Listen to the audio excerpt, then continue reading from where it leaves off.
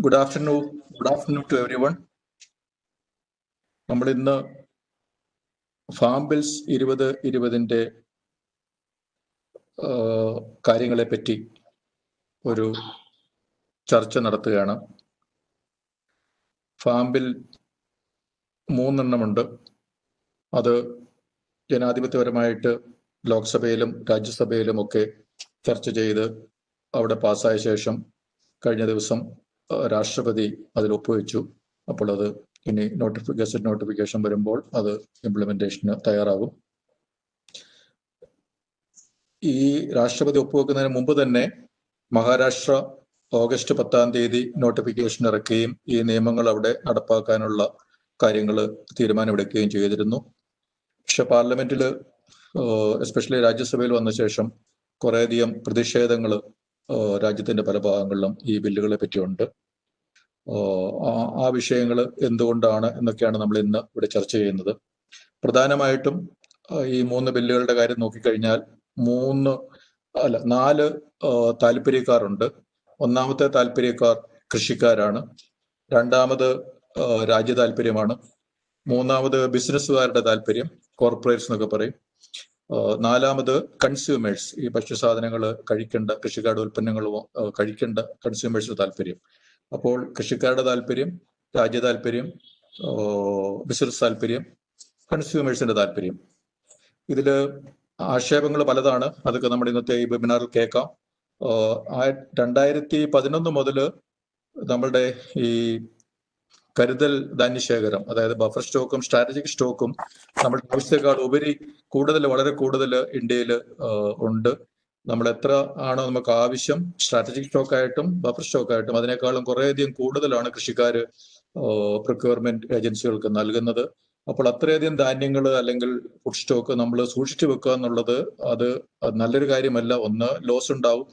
രണ്ട്, പണം ഇങ്ങനെ ധാന്യമായിട്ട് ആവശ്യമില്ലാതെ ഇരിക്കുകയാണ്, അതിന്റെ ആവശ്യമില്ല.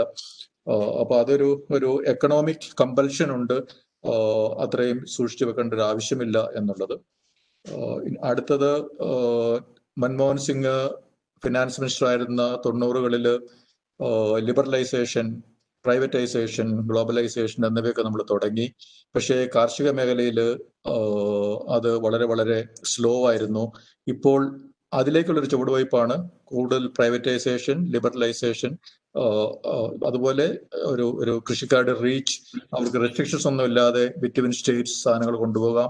ഇ കൊമേഴ്സ് പ്ലാറ്റ്ഫോമോ ഓൺലൈനോ ഒക്കെ സെയിൽ നടത്താൻ പറ്റും. അപ്പൊ അതെല്ലാം ഒരു ഡീറെഗുലേഷൻ, ലിബറലൈസേഷൻ, അതുപോലെ കുറച്ചുകൂടെ സ്വാതന്ത്ര്യം കൊടുക്കുക എന്നൊക്കെയാണ് ആ ബില്ലിന്റെ ഒരു ഉദ്ദേശങ്ങളായിട്ട് നമ്മൾ കേൾക്കുന്നത്. അതേസമയം ഇന്നും രാജ്യത്തിന്റെ പല ഭാഗത്തും, ഇവിടെ കേരളത്തിൽ ഉൾപ്പെടെ ഇതിനെതിരെ പ്രതിഷേധങ്ങളുണ്ട്. ചില പ്രതിഷേധങ്ങൾ, ഇതൊരു ഫെഡറൽ സ്റ്റേറ്റ് സബ്ജക്റ്റ് ആണ് കൃഷി, അത് പാർലമെന്റ് പാസ്സാക്കിയത് അൺകോൺസ്റ്റിറ്റ്യൂഷനിലാണ്, അങ്ങനെയുള്ള ചില വാദങ്ങൾ. അതുപോലെ MSP, മിനിമം സപ്പോർട്ട് പ്രൈസ് നിർത്തലാക്കിയത് കൃഷിക്കാർക്ക് മോശമാണ്. പക്ഷെ ഇന്ന് തന്നെ കേന്ദ്ര government kharif crop, rice crop procure ചെയ്യാൻ വേണ്ടിയുള്ള പണം 3 സ്റ്റേറ്റുകൾക്ക് 20,000 കോടിയുടെ അടുത്ത് നൽകി കഴിഞ്ഞു. അപ്പൊ അങ്ങനെയുള്ള പല ഇതുണ്ട്. ചിലര് പറയുന്നു ഇത് AK-47 അമ്പും ബില്ലും തമ്മിലുള്ള ഒരു യുദ്ധം പോലെയാണ്. കോർപ്പറേറ്റ്സിന്റെ അടുത്ത്, അതായത് AK-47, അതുപോലെ കൃഷിക്കാരുടെ അടുത്ത് അമ്പും ബില്ലേ ഉള്ളു. അപ്പൊ അത് അത്ര അൺഈക്വൽ ആയിട്ടുള്ള, അൺഫെയർ ആയിട്ടുള്ള ഒരു സിറ്റുവേഷനിലേക്ക് കൃഷിക്കാരെ തള്ളിവിടുകയാണ് എന്നുള്ളൊരു ആക്ഷേപമുണ്ട്. അടുത്തൊരു ആക്ഷേപം, കാക്കയുടെ കയ്യിൽ നിന്ന് കഴുകന്റെ കയ്യിലേക്ക് കൃഷിക്കാരെ ഇട്ടുകൊടുത്തു. ഇത്രയും കാലം മിഡിൽമെന്നും APMC ഒക്കെ ആയിരുന്നു, അതിൽ നിന്ന് ഇപ്പോൾ വീണ്ടും വലിയ കോർപ്പറേറ്റ്സിന്റെ അടുത്തേക്ക് ഇട്ടുകൊടുത്തു. അപ്പോൾ അത് ഒരു പ്രശ്നമാണ്. അപ്പൊ അങ്ങനെ പല ആക്ഷേപങ്ങളുണ്ട്. നമ്മുടെ ഇന്നത്തെ സെമിനാറിൽ ഈ വക കാര്യങ്ങളൊക്കെ പല പെർസ്പെക്റ്റീവിൽ നിന്ന് നമ്മൾ അത് ചർച്ച ചെയ്യാം. ഇന്ന് ഈ ചർച്ചയെ നയിക്കാൻ വേണ്ടി നമുക്ക് വളരെ പ്രഗത്ഭരായ 3 വ്യക്തിത്വങ്ങളുണ്ട്. ആദ്യമായി ശ്രീ P. വിനോദ് കുമാർ. അദ്ദേഹം ഒരു BTech ഇലക്ട്രോണിക്സ് എഞ്ചിനീയറിംഗ് കാലിക്കറ്റ് യൂണിവേഴ്സിറ്റിയിൽ നിന്ന് എടുത്ത ഒരു എഞ്ചിനീയർ ആണ്. അതിനുശേഷം 3 പോസ്റ്റ് ഗ്രാജുവേഷൻ ഉണ്ട്, എൻവയോൺമെന്റൽ സയൻസിലും സോഷ്യോളജിയിലും പബ്ലിക് അഡ്മിനിസ്ട്രേഷനിലും. അതിനുശേഷം അദ്ദേഹം റൂറൽ ഡെവലപ്മെന്റിലും എസ്പെഷ്യലി വാട്ടർ സെക്ടറിലും കൃഷിയിലും കാർഷിക മേഖലയിലൊക്കെ കുറേയധികം വർക്ക് ചെയ്തു. കൃഷിക്കാരുടെ കാര്യങ്ങളെ പറ്റിയും കാർഷിക വികസന മേഖലയെ പറ്റിയും സുസ്ഥിര വികസനത്തെ പറ്റിയും ഒക്കെ വളരെ വളരെ അഗാധമായ അറിവും പരിചയവുമുള്ള ഒരു ആളാണ്. അദ്ദേഹം ഇപ്പോൾ ഫാർമേഴ്സ് പ്രൊഡ്യൂസർ കമ്പനിയുടെ, ഒരു കോക്കനട്ട് പ്രൊഡ്യൂസർ കമ്പനിയുടെ ചെയർമാനാണ്. അതുപോലെ ഗ്രീൻ ആർമി എന്നുള്ള തൃശ്ശൂർ അതിന്റെ കൺസൾട്ടന്റ് ആണ്. അതുപോലെ ജൈവഗ്രാമം എന്ന് പറയുന്ന അങ്ങനത്തെ കാര്യങ്ങളിലൊക്കെ അദ്ദേഹം ഇൻവോൾവ് ആണ്, അതൊക്കെ ലീഡ് ചെയ്യുന്നുണ്ട്.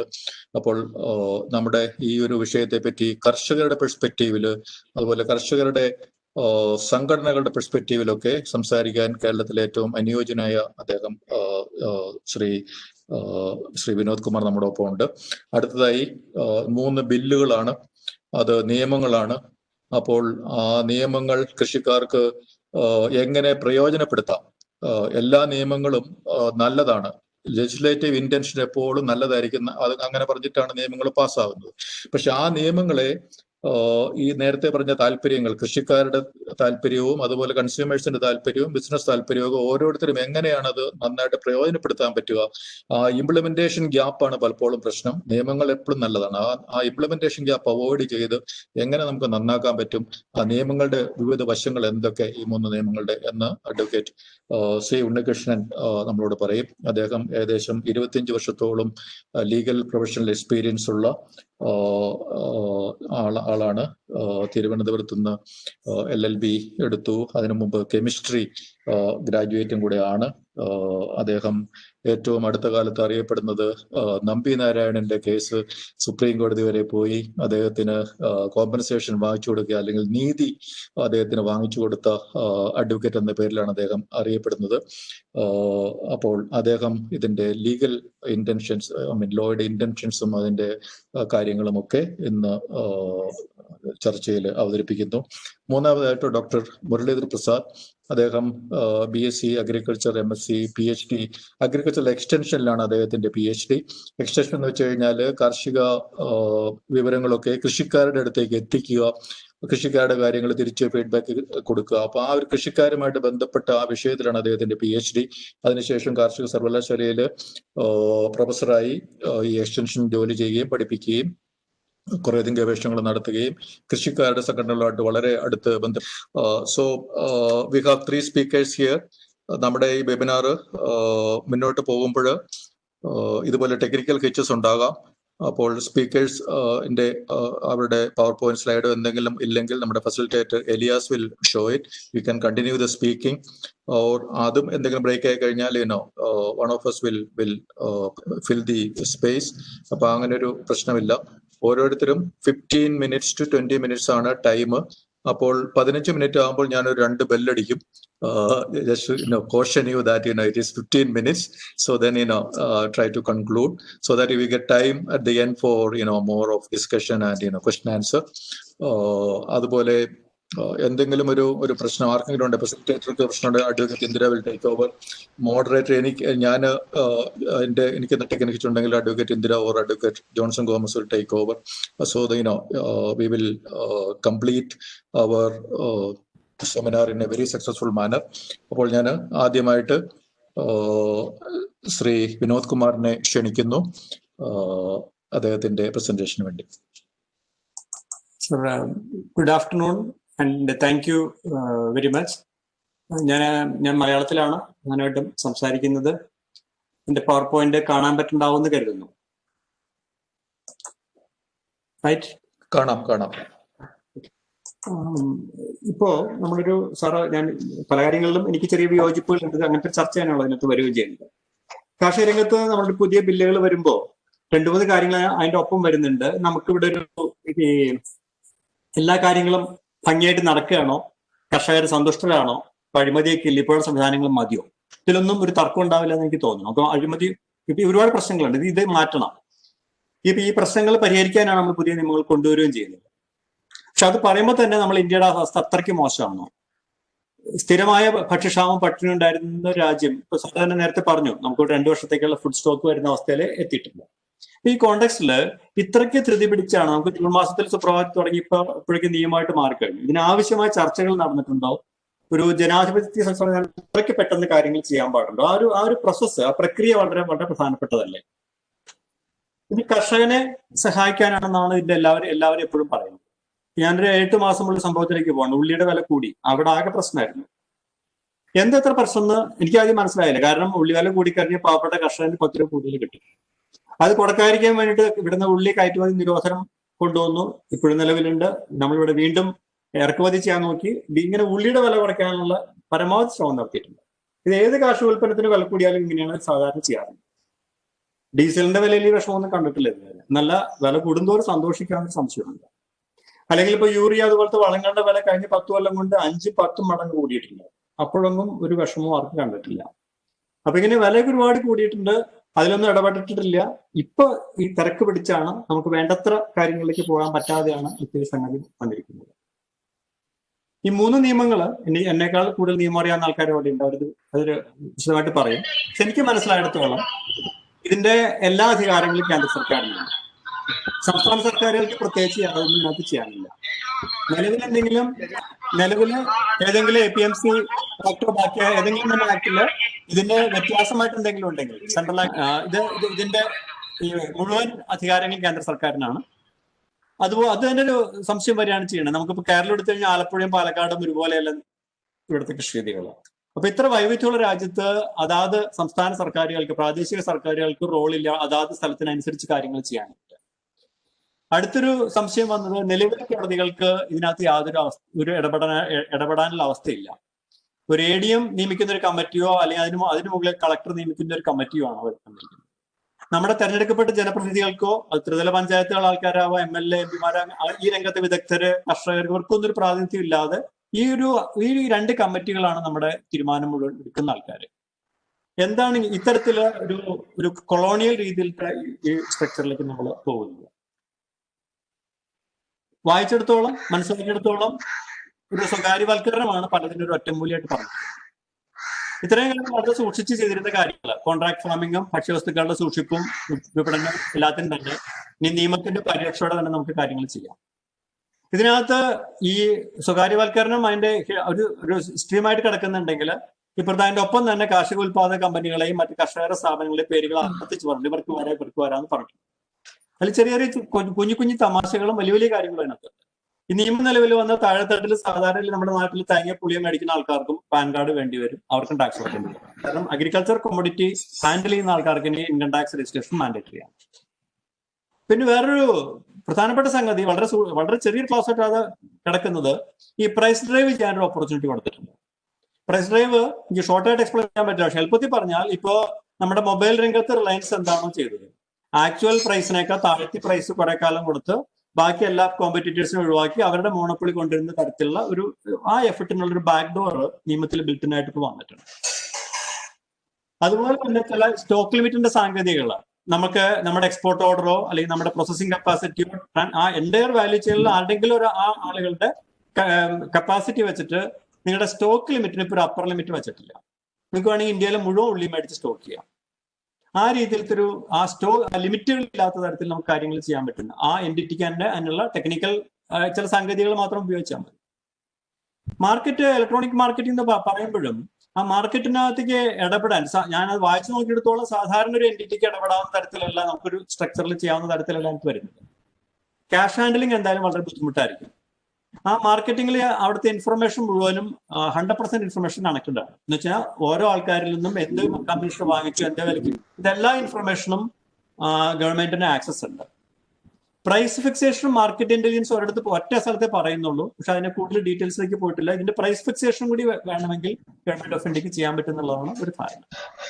ഇത് മൂന്നും ഇനിയും അതിന്റെ റൂൾസ് വരുമ്പോൾ കുറച്ചുകൂടി വിശദമായിട്ട് വന്നു. പക്ഷെ നിയമത്തിലുള്ള സംഗതികൾ അത് ഉള്ളതിനേക്കാൾ കൂടുതൽ സന്തോഷത്തിനേക്കാൾ കൂടുതൽ ആശങ്കകളാണ് അതിനകത്ത് കൊണ്ടുവരുന്നത്. പ്രധാനപ്പെട്ട സംഗതി താങ്ങുവിലയെ കുറിച്ച് മിണ്ടുന്നില്ല എന്നുള്ളതാണ്. താങ്ങുവില ഇത് നടക്കുമ്പോൾ തന്നെ ഗവൺമെന്റ് താങ്ങുവില കൂട്ടിയിട്ടുണ്ട്, ബാക്കിയുള്ളവർക്ക് ഫണ്ട് കൊടുക്കുന്നുണ്ട്, താങ്ങുവില മാറ്റില്ല എന്ന് ട്വിറ്ററിൽ പറഞ്ഞിട്ടുണ്ട്. പക്ഷെ അത് അങ്ങനെയാണ് പിന്നെ നിയമത്തിൽ കൊണ്ടുവരാമല്ലോ. എന്നല്ല, ഒരു വ്യംഗ്യമായിട്ട് കിട്ടുന്ന ഒരു കാര്യം ഇനി കമ്പോളം വില നിയന്ത്രിച്ചോളും എന്നുള്ളതാണ്. അതിന്റെ അർത്ഥം സാവകാശം താങ്ങുവില പോകുമെന്നുള്ളത് തന്നെയാണ്. അതുകൊണ്ടാണ് ഹരിയാനയിലും വെസ്റ്റേൺ UP-യിലും പഞ്ചാബിലുള്ള കർഷകർ ഇതിന് എഗെയിൻസ്റ്റ് ആയിട്ട് വരികയും ചെയ്യുന്നത്. അപ്പൊ താങ്ങുവിലയുടെ ഈ കോണ്ടെക്സ്റ്റും സ്വകാര്യവൽക്കരണത്തിന്റെ സംഗതി. സ്വകാര്യ മൂലധനം വരുന്നതിൽ ആരും എതിരല്ല. കാരണം ഇങ്ങനത്തെ ആൾക്കാർ വന്നാൽ തന്നെയാണ് നമുക്ക് കുറെ കാര്യങ്ങൾ ചെയ്യാൻ പറ്റുള്ളൂ. പക്ഷെ ഒരു സംഗതി നടക്കരുത്. കമ്പനികളുടെ ഷെയർ ആൾക്കാർ വാങ്ങുന്നത് ഡിവിഡൻഡ് കിട്ടാനും ഷെയർ വില കൂടുമ്പോൾ ലാഭം കിട്ടാനുമാണ്. അതിന് പരമാവധി ലാഭം വേണം. ഈ കമ്പനികളെ സംബന്ധിച്ച് അവിടെ സാമൂഹ്യ നീതിയും പട്ടിണിയൊന്നും അവരുടെ കണ്ണിലില്ല. അതുകൊണ്ട് തന്നെ അവരെ റെഗുലേറ്റ് ചെയ്യാൻ ശക്തമായ ഒരു റെഗുലേറ്ററി സംവിധാനം വേണം. അത് ഏതെങ്കിലും ജില്ലയുടെ ഭാഗത്തുള്ള ഒരു SDM അല്ല അത് റെഗുലേറ്റ് ചെയ്യേണ്ടത്, അല്ലെങ്കിൽ നീതിന്യായ വ്യവസ്ഥയുടെ ഭാഗത്തുള്ളത്. അപ്പൊ ആ റെഗുലേഷൻ വളരെ കുറച്ചുകൊണ്ടാണ് ഇവർക്കൊരു ലൈസൻസിൽ ഈ ഒരു വാതിലിപ്പ് തുറന്നു വെച്ചിരിക്കുന്നത്. ഒപ്പം തന്നെ കൃഷിയെ സപ്പോർട്ട് ചെയ്യാനുള്ള, ഫെസിലിറ്റേറ്റ് ചെയ്യാനുള്ള സംവിധാനങ്ങൾ വേണം. നേരത്തെ നമുക്ക് ഒരുപാട് കമ്മോഡിറ്റി ബോർഡുകൾ ഉണ്ടായിരുന്നു, tea board, spices board, coffee board. ആ കമ്മോഡിറ്റി ബോർഡുകളെല്ലാം ആ ഫെസിലിറ്റേഷൻ ഇതിനകത്ത് ഇപ്പം ഒരിടത്ത് മെൻഷനിങ് ഇല്ല, അവർക്ക് എന്ത് പറ്റുന്നുള്ള കാര്യം വന്നിട്ടില്ല. ഈ കമ്മോഡിറ്റി ബോർഡുകളുടെ സ്റ്റാറ്റസ് ആണെങ്കിൽ ഓരോ വർഷവും മോശമായിട്ട് വരികയാണ്. ഇപ്പൊ കേരളത്തിന്റെ നാളികേര വികസന ബോർഡ് ആണെങ്കിൽ സ്ഥിരം ചെയർമാൻ പോയിട്ട് 4 വർഷം കഴിഞ്ഞു. ഇങ്ങനെ വരുന്ന ആൾക്കാർ പ്രൈവറ്റൈസ് ചെയ്ത് പ്രൈവറ്റ് പ്ലെയേഴ്സ് വരുന്നു, കമ്മോഡിറ്റി ബോർഡുകൾ വിഡ്രോ ചെയ്യുന്നു. നമ്മുടെ സീനറിയോ നാളികേരത്തിന്റെ സീനറിയോ കേരളത്തിലേക്ക് എടുത്തു കഴിഞ്ഞാൽ ഈ താങ്ങുവില ഇല്ല എന്നുണ്ടെങ്കിൽ ഇന്നത്തെ അന്താരാഷ്ട്ര വില 1 കിലോ തേങ്ങ 18 രൂപയാണ്. ഇന്ന് പാലക്കാട് തേങ്ങ ട്രേഡ് ചെയ്യുന്നത് 36 രൂപയ്ക്കാണ്. ഇരട്ടി വിലയാണ് ഇന്ത്യയിലുള്ളത്. ഇതിന്റെ പ്രധാനപ്പെട്ട കാരണം ഇവിടുത്തെ താങ്ങുവില, ഇന്നത്തെ താങ്ങുവില 27 രൂപ, കേന്ദ്ര സർക്കാർ നാഫെഡിന്റെ താങ്ങുവില. അത് ഉള്ളത് കൊണ്ടാണ് ഈ കൊറോണ കാലത്ത് പോലും തേങ്ങയുടെ വില കുറഞ്ഞ് 27 വരെ എത്തി, 27-50 വരെ എത്തി അതിന്റെ താഴത്തേക്ക് പോകും. ഇത് സംഭരിക്കുന്നു ചെയ്തിട്ടില്ല, കാരണം 5 കൊല്ലമായിട്ട് ഇപ്പൊ കേരള സർക്കാർ തേങ്ങയൊന്നും സംഭരിച്ചിട്ടില്ല. സംഭരണത്തിൽ നല്ല അഴിമതി ഉണ്ടെന്ന് എല്ലാവർക്കും അറിയാം. എല്ലാ കാലത്തും എങ്ങനെയൊക്കെ നടന്നുള്ള ഇപ്പൊ ചർച്ച ചെയ്യുന്ന സമയം തീരില്ല. പക്ഷെ ആ ഒരു സംഭരണ വില അവിടെ ഉണ്ട് എന്നുള്ളത് കൊണ്ടാണ് പ്രൈസ് താഴത്തേക്ക് പോകാം. നമ്മള് ഈ സംഭരണ വില ഇല്ല എന്നുണ്ടെങ്കിൽ നമ്മൾ അന്താരാഷ്ട്ര വിലയുടെ ഒപ്പം എത്തിക്കഴിഞ്ഞാൽ ഒരു പൊതിച്ച തേങ്ങ കിട്ടുന്ന വില 8 രൂപയാണ്. കറക്കിക്കൂട്ടാനും മാർക്കറ്റിൽ എത്ര കാശ് ചെലവഴിച്ച് 4 രൂപയാണ് ഒരു തേങ്ങയ്ക്ക് കിട്ടുക. അന്ന് അതിന്റെ അർത്ഥം ദക്ഷിണേന്ത്യയിലെ നാളികേര കർഷകരുടെ കഥ കഴിഞ്ഞു എന്നുള്ളത്. ഇപ്പൊ റബ്ബറിന് സംഭവിച്ചിരിക്കുന്ന അതേ സംഗതിയാണ് നാളികേരത്തിൽ സംഭവിച്ചത്. കമ്പനികൾക്ക് ഇതിനകത്ത് വാല്യൂ അഡീഷൻ ചെയ്യുന്ന കമ്പനികൾക്ക് സന്തോഷമാവും, കാരണം അവർക്ക് ചുരുങ്ങിയ വിലയ്ക്ക് പ്രാദേശിക തേങ്ങ കിട്ടും. ഇപ്പൊ ഇന്തോനേഷ്യൻ തേങ്ങ കൊണ്ട് പ്രോസസ് ചെയ്യേണ്ട ആവശ്യമില്ല. ഉൽപ്പന്നങ്ങൾ അന്താരാഷ്ട്ര വിപണിയിൽ നല്ല ലാഭത്തിൽ വിൽക്കാനും പറ്റും. ഇതേ ചിത്രം നമ്മൾ നെല്ലിലേക്ക് കൊണ്ടുവന്നു കഴിഞ്ഞാൽ, ഞാൻ പാലക്കാടാണ് താമസിക്കുന്നത്, എനിക്ക് നെൽകൃഷിയുണ്ട്. ഒരേക്കറിൽ 2000 കിലോ നെല്ലാണ്, 2 ടൺ നെല്ലാണ് ശരാശരി കിട്ടുന്നത്. വലിയ പ്രശ്നമൊന്നും ഇല്ലെങ്കിൽ ചെലവ് ഒരു 35,000-40,000 രൂപ. സംഭരണ വില കണക്കൂട്ടാനുള്ള ഇപ്പോൾ 25 രൂപ എന്നിട്ടതാണ് 50,000 രൂപ ഒരേക്കറിന് കിട്ടുന്നത്. പക്ഷെ സംഭരണം ഇപ്പൊ കഴിഞ്ഞ വർഷം സംഭരണം വൈകിക്കഴിഞ്ഞാൽ എപ്പോഴും എന്തെങ്കിലും കൺഫ്യൂഷൻ ഉണ്ടാവാറുണ്ട്. സ്ഥിരമായിട്ട് എടുക്കണില്ല എന്ന് തോന്നിക്കഴിഞ്ഞാൽ അപ്പൊ വില നമുക്ക് മാർക്കറ്റ് പ്രൈസ് കിട്ടുന്ന കിലോന് 15 രൂപ. ഒരു മഴ പെയ്തു, സംഭരണം ഒന്ന് വൈകിക്കഴിഞ്ഞാൽ നമ്മൾ 15 രൂപയ്ക്ക് വിൽക്കാറുണ്ട്. കഴിഞ്ഞ വർഷം വിറ്റിട്ടുണ്ട്. ചിലവായ പണം തിരിച്ചു കിട്ടില്ല. അപ്പൊ സംഭരണം ഈ വില ഉള്ളത് കൊണ്ട് മാത്രമാണ് ഇവിടെ നെൽകൃഷി നടക്കുന്നത് എന്നുള്ള കാര്യം പറയേണ്ടി വരും. അടുത്തൊരു സംഗതി ഉള്ളത്, ഒരേക്കർ നെൽകൃഷി ചുരുങ്ങിയത് 100 തൊഴിൽ ദിനങ്ങളാണ് കൊയ്ത്തില്ലാതെ തന്നെ ഇപ്പോഴും. കൊയ്ത്ത് മുഴുവൻ മെക്കനൈസ് ചെയ്ത് പോയി ഇപ്പോഴും ഉണ്ടാക്കുന്നുണ്ട്, നല്ല തൊഴിൽ ഉറപ്പാക്കുന്നുണ്ട്. അപ്പൊ 1.25 ലക്ഷം ഏക്കർ നെൽകൃഷി എന്ന പാലക്കാട് ജില്ലയിൽ നെൽകൃഷി കുറഞ്ഞു കഴിഞ്ഞാൽ ഈ പാവപ്പെട്ട തൊഴിലാളികളുടെ അവസ്ഥ എന്താവും? അടുത്തത് ഈ ആശങ്കകളൊപ്പം തന്നെ വരുന്ന ഒരു സംഗതി കോൺട്രാക്ട് ഫാമിംഗ് ആണ്. ഇത് കടലാസില് നമ്മൾ തിയറി പറഞ്ഞ സമയത്ത് ഞാനിതിനെ പ്രൊമോട്ട് ചെയ്യുന്ന ഒരാളാണെങ്കിൽ ഇതിൽ നല്ലൊരു ഉദാഹരണം എനിക്ക് കൊണ്ടുവരാനില്ല. എത്ര നല്ല കാര്യം, മനോഹരമായിട്ട് കാര്യങ്ങൾ പറയാൻ പറ്റും. ലോകത്ത് ഒരുപാട് സ്ഥലത്ത് ചെയ്യുന്നുണ്ട്. ഇന്നുകൂടി ഞാൻ സംസാരിച്ചത് ഒരു ഇന്ത്യൻ മൾട്ടിനാഷണൽ കമ്പനി അർജന്റീനയിൽ അവരൊരു 1200 ഏക്കർ സൺഫ്ലവർ ചെയ്യുന്നുണ്ട്. 10 ആൾക്കാരെ വെച്ചിട്ട് മാനേജ് ചെയ്യുന്നത്. അവരുടെ എക്സ്പീരിയൻസ് എടുത്ത് ഷെയർ ചെയ്യുന്നത്. പക്ഷെ നമ്മുടെ എക്സ്പീരിയൻസ് എടുക്കുമ്പോൾ കൊക്കോ, കാഡ്ബറീസ്, പെപ്സി, ഉരുളക്കിഴങ്ങ്, വാനില ഇതൊന്നും നല്ല അനുഭവങ്ങളല്ല. പിന്നെ ഒരു പ്രശ്നം, ഒരു കരാർ എത്രത്തോളം സങ്കീർണമാണെന്നുള്ളതാണ്. കർഷകനും ഈ ഒരു കമ്പനി തമ്മിലെ കരാർ എത്ര പേർക്ക് വായിച്ച് മനസ്സിലാക്കാൻ പറ്റും? സാധാരണ 8 പോയിന്റിൽ വായിക്കാൻ പറ്റാത്ത തരത്തിലായിരിക്കും കണ്ടീഷൻസ് വരുന്നുണ്ടാവും. ഇത്തവണത്തെ കരാറിൽ ഇട്ടിരിക്കുന്ന 2 കണ്ടീഷൻസ് വളരെ വളരെ രസകരമാണ്. അതായത് പ്രൈസിംഗ് പോളിസി വരുന്ന ചേഞ്ചസ്, നാച്ചുറൽ കലാമിറ്റീസ് എല്ലാം തന്നെ നമ്മൾ ഫോർസി ചെയ്ത് നമ്മുടെ കരാറിൽ ഒരു ക്ലോസ് ഉണ്ടെങ്കിൽ മാത്രമേ കർഷകന് ഈ കോൺട്രാക്ട് ഫാമിൽ എൻഫോഴ്സ് ചെയ്യാൻ പറ്റൂ. രണ്ടാമത്തെ സംഗതി, റീകൺസിലേഷൻ ആ ബോർഡ് കോൺസ്റ്റിറ്റ്യൂട്ട് ചെയ്യുമ്പോൾ കർഷകനും ആൾക്കാരെ നോമിനേറ്റ് ചെയ്യും, കമ്പനിക്കും ആൾക്കാരെ നോമിനേറ്റ് ചെയ്യാം. പക്ഷേ ചിലപ്പോൾ കമ്പനി നോമിനേറ്റ് ചെയ്ത് 2 സുപ്രീം കോടതി റിട്ടയർഡ് ജഡ്ജിമാരായിരിക്കും, പാവപ്പെട്ട കർഷകൻ രണ്ട് സുഹൃത്തുക്കളായിരിക്കും അതിലേക്ക് നോമിനേറ്റ് ചെയ്യുന്നുണ്ടാവുക. ഈ ഒരു ഡിഫറൻസ്. പിന്നെ ഇതാണെങ്കിൽ തെങ്ങ് പോലത്തെ ദീർഘകാല വിളകളാണെങ്കിൽ 5 വർഷത്തിൽ കൂടുതലുള്ള സൈക്കിൾ ഉള്ളതാണെങ്കിൽ നമ്മൾ അപ്പർ ലിമിറ്റ് പറഞ്ഞിട്ടില്ല. നിങ്ങൾക്ക് 100 വർഷത്തേക്കോ 1000 വർഷത്തേക്കോ വേണമെങ്കിൽ പാട്ടക്കാലാവധി വെക്കുക. ഒരു അപ്പർ ലിമിറ്റും ഇപ്പോഴത്തെ രീതിയിൽ പറഞ്ഞിട്ടില്ല. അപ്പൊ ഇങ്ങനത്തെ ക്ലോസുകൾ എന്തുകൊണ്ടാണ് വരുന്നത്? ഇനി എത്ര സാധാരണ കർഷകർക്ക് ഒരു പരാതിയായിട്ട് കോർപ്പറേറ്റുകളോട് ഏറ്റുമുട്ടാൻ പറ്റും? നമ്മുടെ നാട്ടിലെ സാധാരണ കർഷകരുടെ തൊഴിലാളികളുടെ നിലനിൽപ്പ് എന്താവും? പ്രാദേശികമായിട്ടുള്ള വിത്തുകളും കൃഷിരീതികളും അവരെ എങ്ങനെയാണ് നിലനിൽക്കാൻ പോകുന്നത്?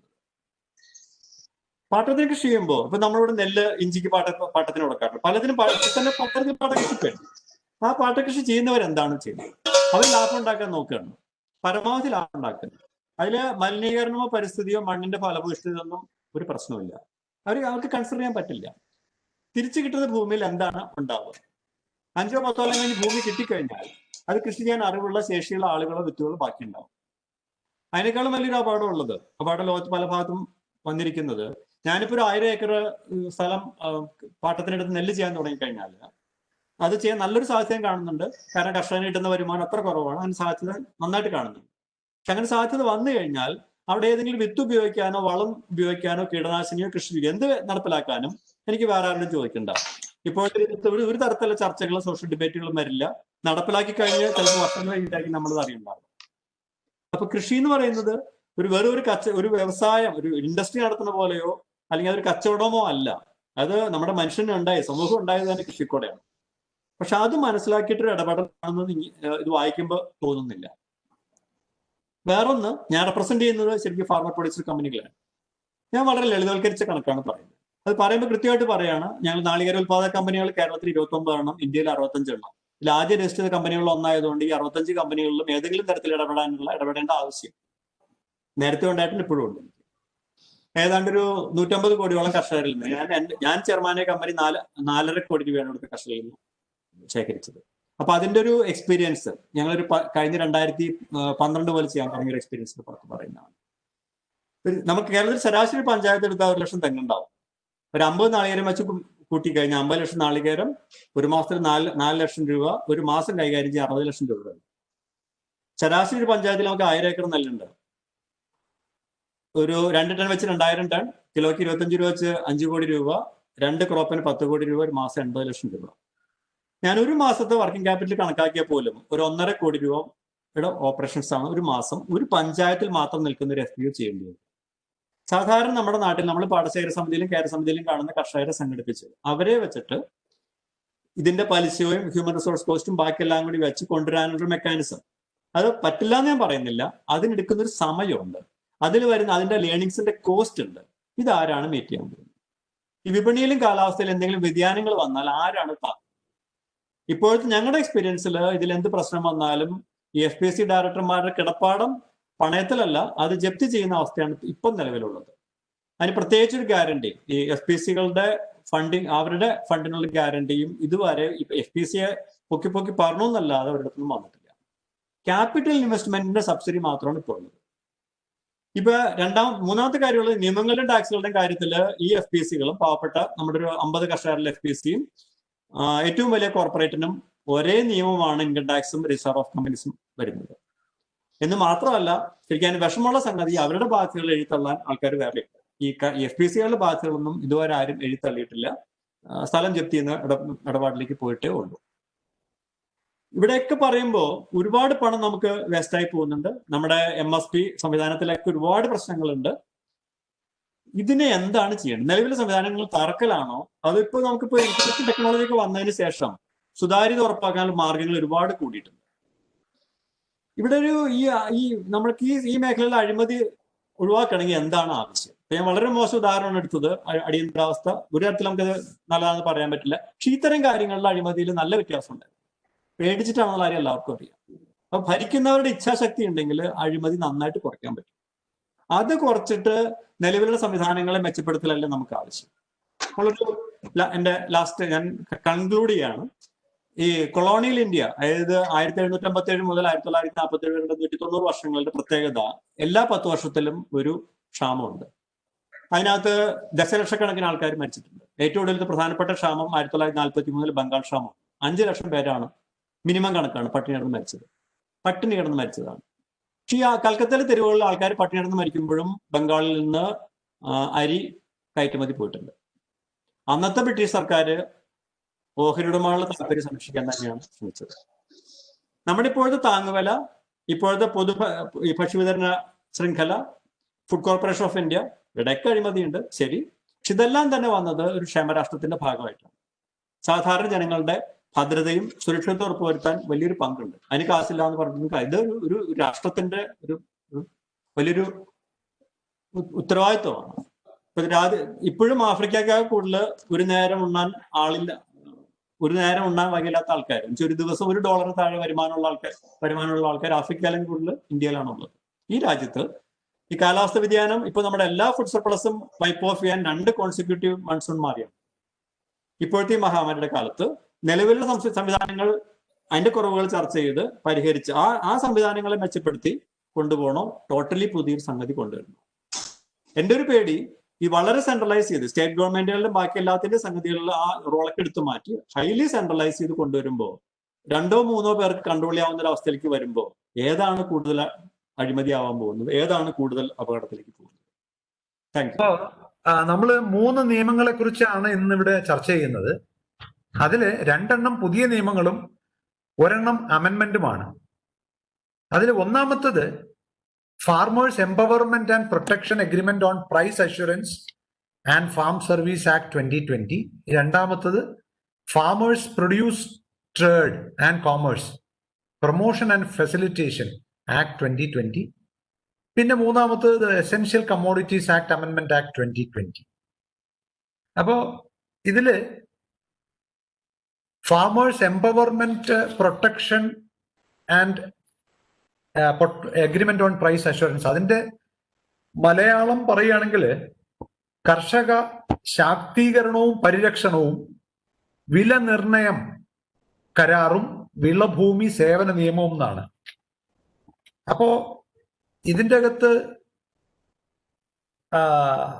കേന്ദ്ര ഗവൺമെന്റ് നിയമം കൊണ്ടുവന്നപ്പോ അവരുടെ ഉദ്ദേശം എന്താണെന്ന് ചോദിച്ചാൽ കർഷകർക്ക് കൃഷി ചെയ്യുന്നതിനുള്ള കരാർ ഉണ്ടാക്കുന്നതിനും അവർ ആഗ്രി ബിസിനസ് സംരംഭത്തിൽ ഏർപ്പെടുന്നതിനും ഉൽപ്പന്നമാക്കുന്നതിനും അതിന്റെ ഈ അഗ്രി പ്രൊഡ്യൂസിന്റെ ഉൽപ്പന്നങ്ങൾ ഉണ്ടാക്കുന്നതിനും മൊത്ത കച്ചവടം, കയറ്റുമതി തുടങ്ങിയവ, പിന്നെ വിളഭൂമിയുടെ സേവനത്തിന് വലിയ രീതിയിലുള്ള ചില്ലറ കച്ചവടങ്ങൾ ചെയ്യുക, ഭാവിയിൽ ഉണ്ടാകുന്ന വിളയ്ക്കുള്ള കച്ചവട കരാർ ഉണ്ടാക്കുക, അതും പരസ്പരം അംഗീകരിച്ച് ന്യായമായതും സുതാര്യവുമായ രീതിയിലൂടെ ഇതെല്ലാം നടപ്പാക്കണം കർഷകർക്ക് എന്നുള്ളതിനെ ഉദ്ദേശിച്ചാണ് ഈ നിയമം കൊണ്ടുവന്നിരിക്കുന്നത്.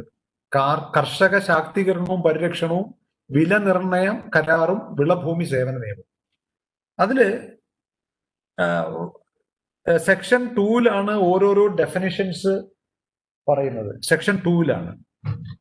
അതിൽ സെക്ഷൻ 3-ൽ ഫാമിംഗ് എഗ്രിമെന്റ്സിനെ കുറിച്ച് കൃത്യമായിട്ട് എല്ലാം പറയുന്നുണ്ട്. അതായത് ഇൻ റൈറ്റിംഗിലായിരിക്കണം ഒരു ഫാമിംഗ് എഗ്രിമെന്റ് ഉണ്ടാക്കേണ്ടത്.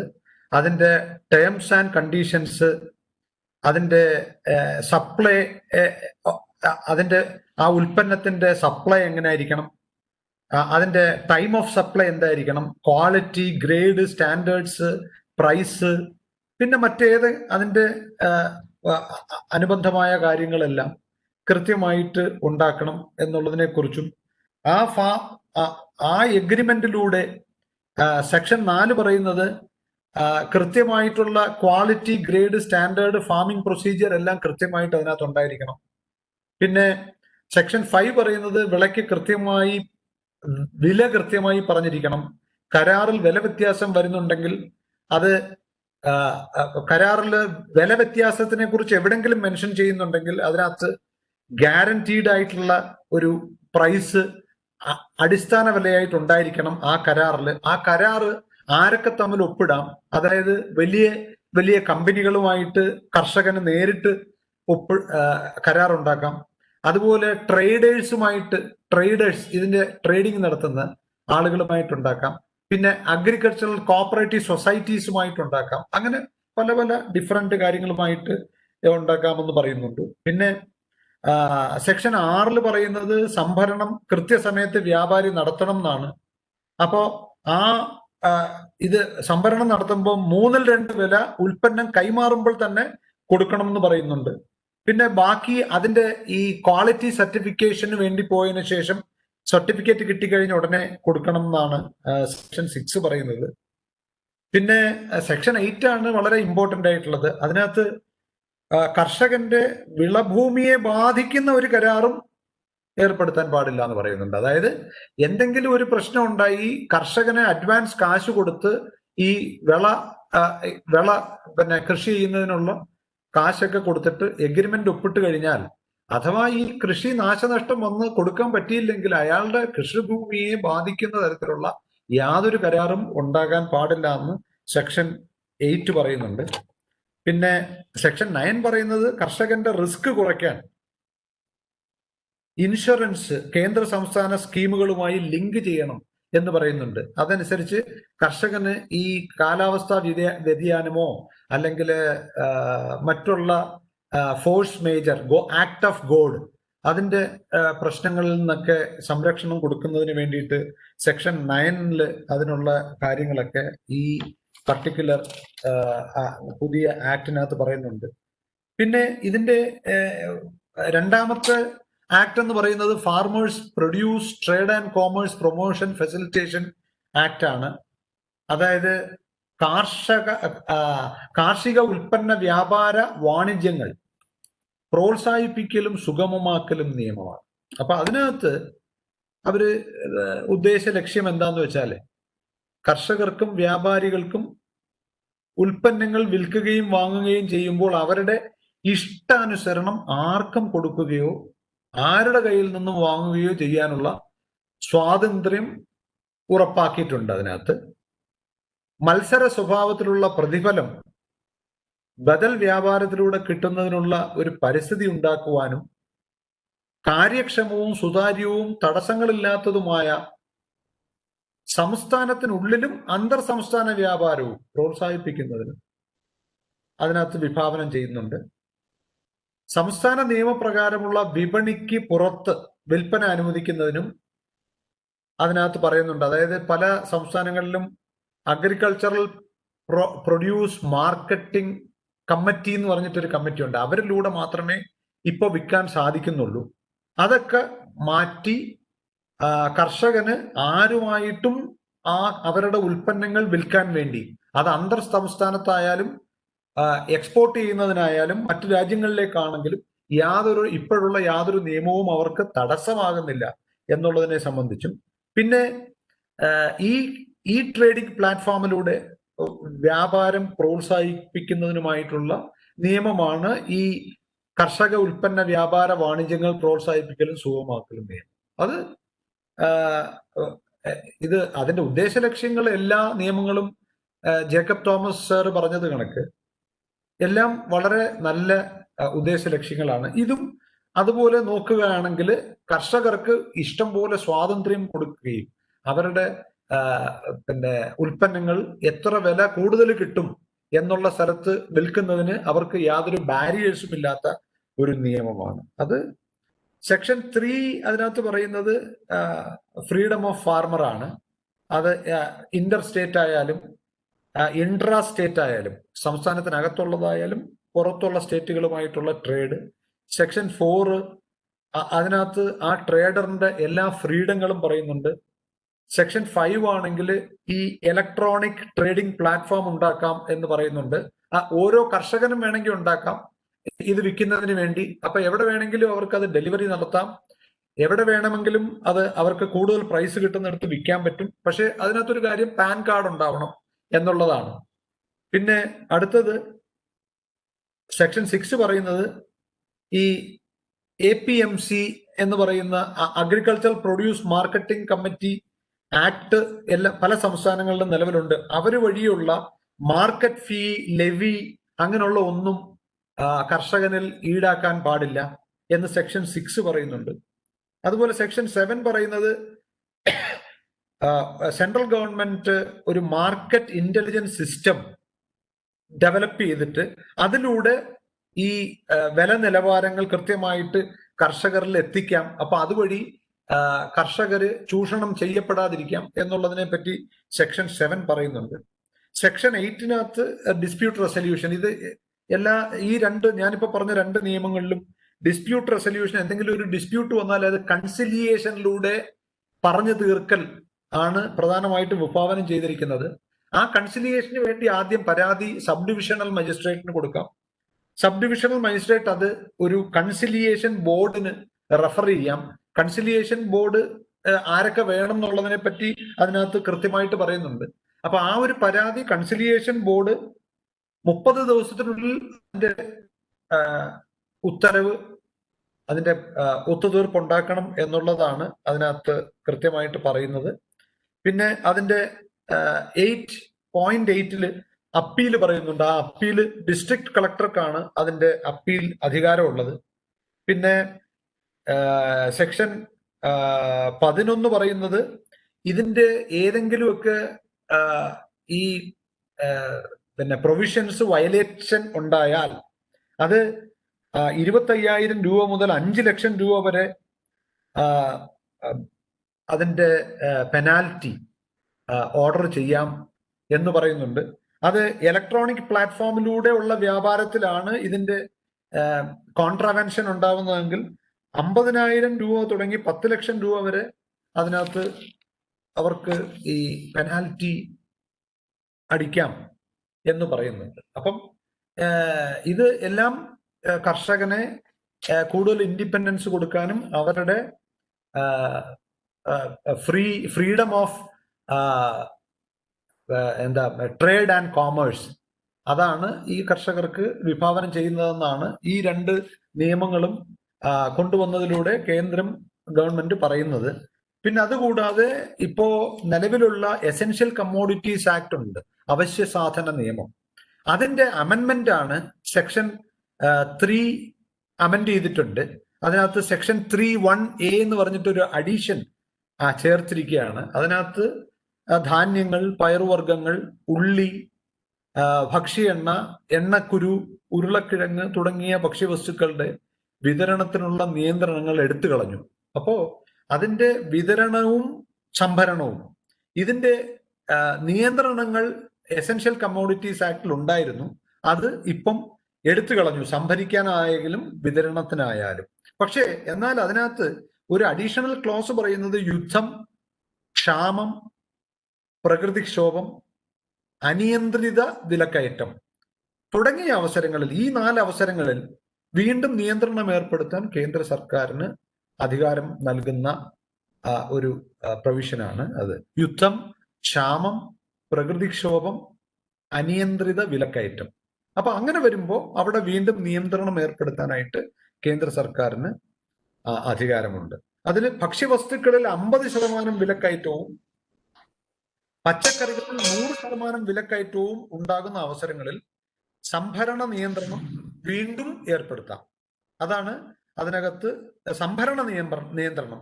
മറ്റേത് നേരത്തെ പറഞ്ഞത് ഭക്ഷ്യവസ്തുക്കളുടെ വിതരണത്തിനുള്ള നിയന്ത്രണം, ഇവിടെ സംഭരണ നിയന്ത്രണം. അത് വരുന്നതോടുകൂടി പൂഴ്ത്തിവെപ്പ് ഇല്ലാതാക്കുവാൻ സഹായിക്കുന്നു എന്നുള്ളതാണ് ഈ എസെൻഷ്യൽ കമ്മോഡിറ്റീസ് ആക്ടിന്റെ അമെൻമെന്റിലൂടെ ഉണ്ടാകുന്നത്. അപ്പോൾ ഈ 3 നിയമങ്ങളാണ് ഇപ്പോൾ നമുക്ക് വളരെ ഇമ്പോർട്ടന്റ് ആയിട്ട് ഇവിടെ ചർച്ച ചെയ്തുകൊണ്ടിരിക്കുന്നത്. അതിൽ 2 പുതിയ നിയമങ്ങളും 1 ഈ അമെൻമെന്റുമാണ്. ഇതിലൂടെ കർഷകന് കൂടുതൽ പിന്നെ സ്വാതന്ത്ര്യം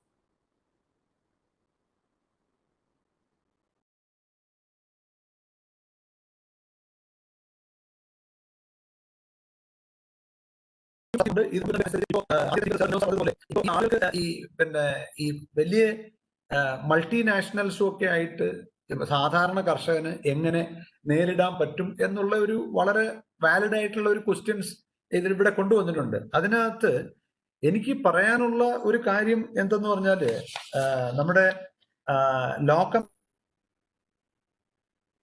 199 റിപ്പോർട്ടിനകത്ത് പറയുന്നുണ്ട് ഇപ്പൊ ഇതിനകത്ത് ഈ 2 നിയമങ്ങളിലും എഗ്രിമെന്റ്സ് വെച്ചിട്ട് കൃഷി നടത്താം, ആരുമായിട്ടും എഗ്രിമെന്റ്സ് വെക്കാം, കൃഷി നടത്താം, അതിന് ആദ്യം കാശ് മേടിച്ച് അവരുടെ കാശ് വെച്ച് വിള ഇറക്കാം എന്നൊക്കെ ഇതിനകത്ത് പറയുന്നതിനകത്തൊക്കെ എപ്പോഴും ഒരു എഗ്രിമെന്റിന് വളരെ ഇമ്പോർട്ടന്റ് ആയിട്ടുള്ള ഒരു സ്ഥാനമുണ്ട്.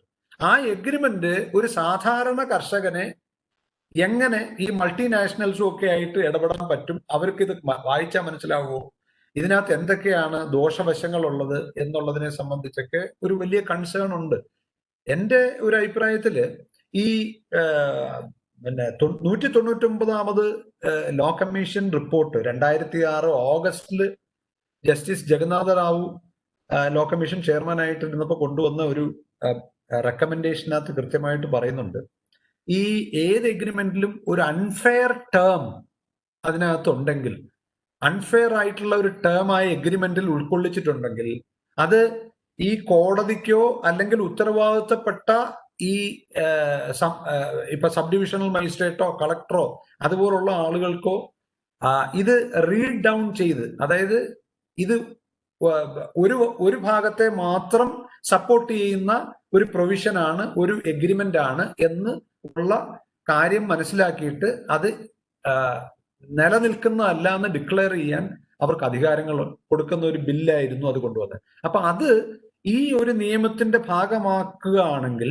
അങ്ങനെ ഏതെങ്കിലും ഒരു കോർപ്പറേറ്റ് ഒരു കർഷകനെ ചൂഷണം ചെയ്യാൻ വേണ്ടി അവർക്ക് അനുകൂലമായിട്ടുള്ള ഒരു വ്യവസ്ഥ അതിനകത്ത് കൊണ്ടുവന്നാൽ അത് നിലനിൽക്കുന്നതേ അല്ല, അത് വോയിഡ് അബ് ഇനിഷ്യോ ആണ് എന്ന് ഡിക്ലെയർ ചെയ്യാൻ ഇങ്ങനെ ഒരു ഇത് റെക്കമെൻഡേഷൻ കിടപ്പുണ്ട്. ആ റെക്കമെൻഡേഷൻ സർക്കാർ ഈ ആക്ടിനകത്തൊക്കെ ബാധകമാക്കുകയാണെങ്കിൽ അത് ഇവരെ സംരക്ഷിക്കാൻ പറ്റും. പിന്നെ അതുകൂടാതെ ഈ നമ്മളുടെ ഈ അഗ്രിലെക്സിനെ പോലുള്ള മൾട്ടി സ്റ്റേറ്റ് കോപ്പറേറ്റീവ് സൊസൈറ്റീസും ഒക്കെ ഈ കർഷകരുടെ സംഘങ്ങൾക്ക് ഇതിന് നേതൃത്വം കൊടുത്ത് അവർ ചൂഷണത്തിന് ആകാതെ നോക്കാനുള്ള ഒരു ഉത്തരവാദിത്വം എപ്പോഴും ഈ സംഘങ്ങൾക്കും ഒക്കെ ആണ് എന്നാണ്. അതും കൂടെ കൂടുതലൊന്ന് തരമാക്കുകയാണെങ്കിൽ ഈ നിയമങ്ങളിൽ കൃത്യമായിട്ട് ഇംപ്ലിമെന്റ് ചെയ്യും. അതിന്റെ റൂൾസ് വന്നിട്ടില്ല. റൂൾസ് വന്നു കഴിയുമ്പോൾ അത് എങ്ങനെയാണ്, അതിന്റെ ചട്ടങ്ങൾ എങ്ങനെയാണ് ഇംപ്ലിമെന്റ് ചെയ്യാൻ പറ്റുന്നതെന്നുള്ളത് മനസ്സിലാക്കാം എന്നാണ് എനിക്ക് തോന്നുന്നത്. അപ്പോൾ ഒരു 3 ബില്ലിനെ കുറിച്ചും ചെറിയ സമയത്തിനുള്ളിൽ ഇത്രയൊക്കെ എനിക്ക് പറയാൻ പറ്റുന്നുള്ളൂ. കൂടുതൽ ഡിസ്കഷൻ നമുക്ക് വേറൊരു ഇതിനെക്കുറിച്ച് ഉണ്ടാക്കാം എന്നാണ് തോന്നുന്നത്. അടുത്ത ആളിലേക്ക് പോവാം.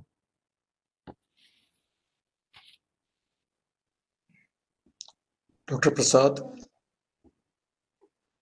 എനിക്ക് ഒരു കാര്യമുള്ളത്, ഞാൻ ഈ പ്രസന്റ് ചെയ്യാൻ ഇതിൽ ഞാനിപ്പം മൊബൈലിൽ കൂടെയാണ്. ഓക്കെ. അപ്പൊ അതുകൊണ്ട് പ്രസന്റ് ചെയ്യാൻ ഞാൻ നേരത്തെ അയച്ചു കൊടുത്തിട്ടുണ്ട്. അപ്പൊ അതൊന്ന് ഷെയർ ചെയ്യണം.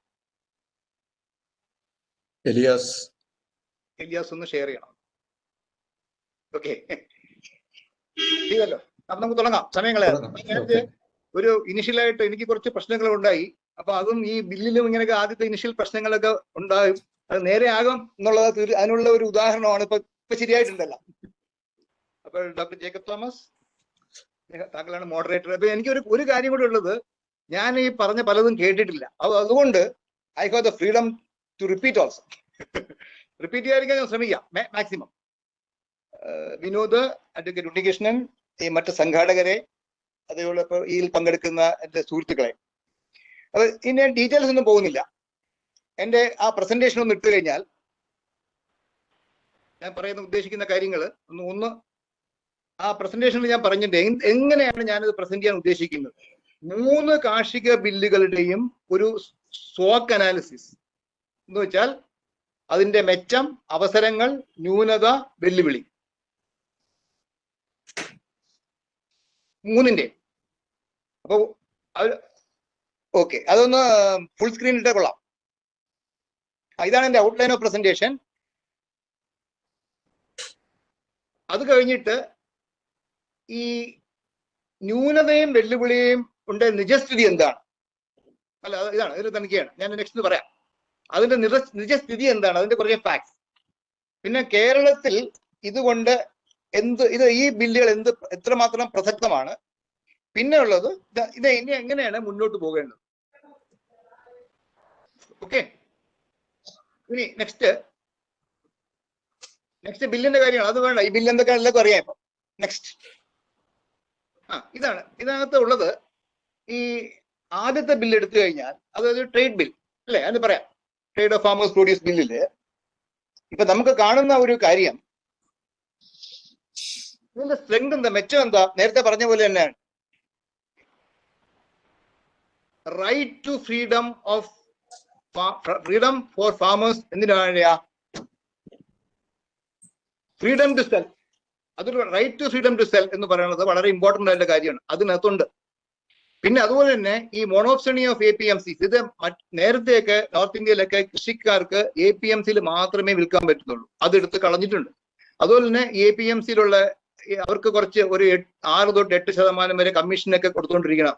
അപ്പൊ ഇതിവിടെ മാർക്കറ്റ് ഫീസ് എടുത്ത് കളഞ്ഞിട്ടുണ്ട്. ഇതൊക്കെയാണ് അതിന്റെ നേട്ടം അല്ലെങ്കിൽ മെച്ചം എന്ന് പറയുന്നത്.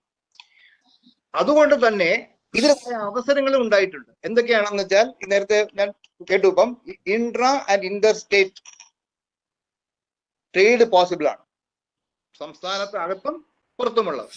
അതോടൊപ്പം തന്നെ ഈ ടാക്സ് ഫ്രീ ആണ്. നേരത്തെ കൊടുത്ത ടാക്സ് ഒന്നും ഇപ്പോൾ കൊടുക്കേണ്ട ആവശ്യമില്ല, കമ്മീഷൻ അങ്ങനത്തെ ഒന്നും കൊടുക്കില്ല. ചുങ്കമില്ലാത്ത ഒരു പ്രൈവറ്റ് ട്രേഡേഴ്സിന് നേരത്തെ നടത്താം. ഇലക്ട്രോണിക് ട്രേഡ് കൂടുതൽ ശക്തിപ്പെടുത്താൻ സാധ്യമാകുന്നുണ്ട്. അതുപോലെ തന്നെ കൂടുതൽ ഒരു മത്സരാധിഷ്ഠിതമായിട്ട് കുറെ പ്രൈവറ്റ് പ്ലേയേഴ്സ് വരുമ്പോഴത്തേക്ക് ഒരു മത്സരാധിഷ്ഠിതമായിട്ടുള്ള ഇത് വരുമ്പോൾ എഫിഷ്യൻസി കൂടും. ഇതാണ് ഇതിന്റെ ഓപ്പർച്യൂണിറ്റീസ്.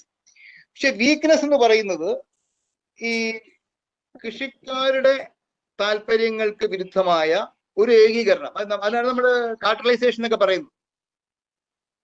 കച്ചവടക്കാരുടെ താല്പര്യങ്ങൾ എല്ലാം വെച്ചിട്ട് ഒരു ഏകീകരണം വരാൻ സാധ്യതയുണ്ട്. അത് എങ്ങനെ നമുക്ക് ഓവർകം ചെയ്യാൻ ശ്രമിക്കണം. അതോടൊപ്പം തന്നെ ഈ APMCs ഒരു എന്താ പറഞ്ഞാൽ ആധിപത്യം ഇനിയും ഉണ്ടാകാം. അതിനെ എങ്ങനെ തരണം ചെയ്യണം, ഇതാണ് അതിന്റെ ഒരു വീക്ക്നെസ് ആയിട്ട് നമ്മൾ കാണേണ്ടത്. ഇനി ഒരു ചലഞ്ച് അല്ലെങ്കിൽ നമ്മൾ പറയുന്ന വെല്ലുവിളി എന്താണെന്ന് വെച്ചാൽ, കൃഷി എന്ന് പറയുന്ന ഒരു സ്റ്റേറ്റ് സബ്ജക്റ്റ് ആണ്.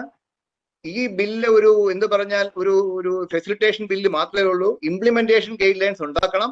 ഇങ്ങനെ കുറെ കാര്യങ്ങളുണ്ട്. അപ്പൊ ഇതിനകത്ത് ഒരോടൊപ്പം തന്നെ ഏറ്റവും വലിയൊരു ഒരു ചലഞ്ച് എന്ന് പറയുന്നത് ഫിയർ ഓഫ് ഫാമേഴ്സ് ഓൺ എന്തിനാ ഈ വിഡ്രോവൽ ഓഫ് MSP വിഡ്രോ ചെയ്യും എന്നുള്ളൊരു ഫിയർ കൃഷിക്കാർക്കുണ്ട്. അതൊന്ന് മാറ്റും.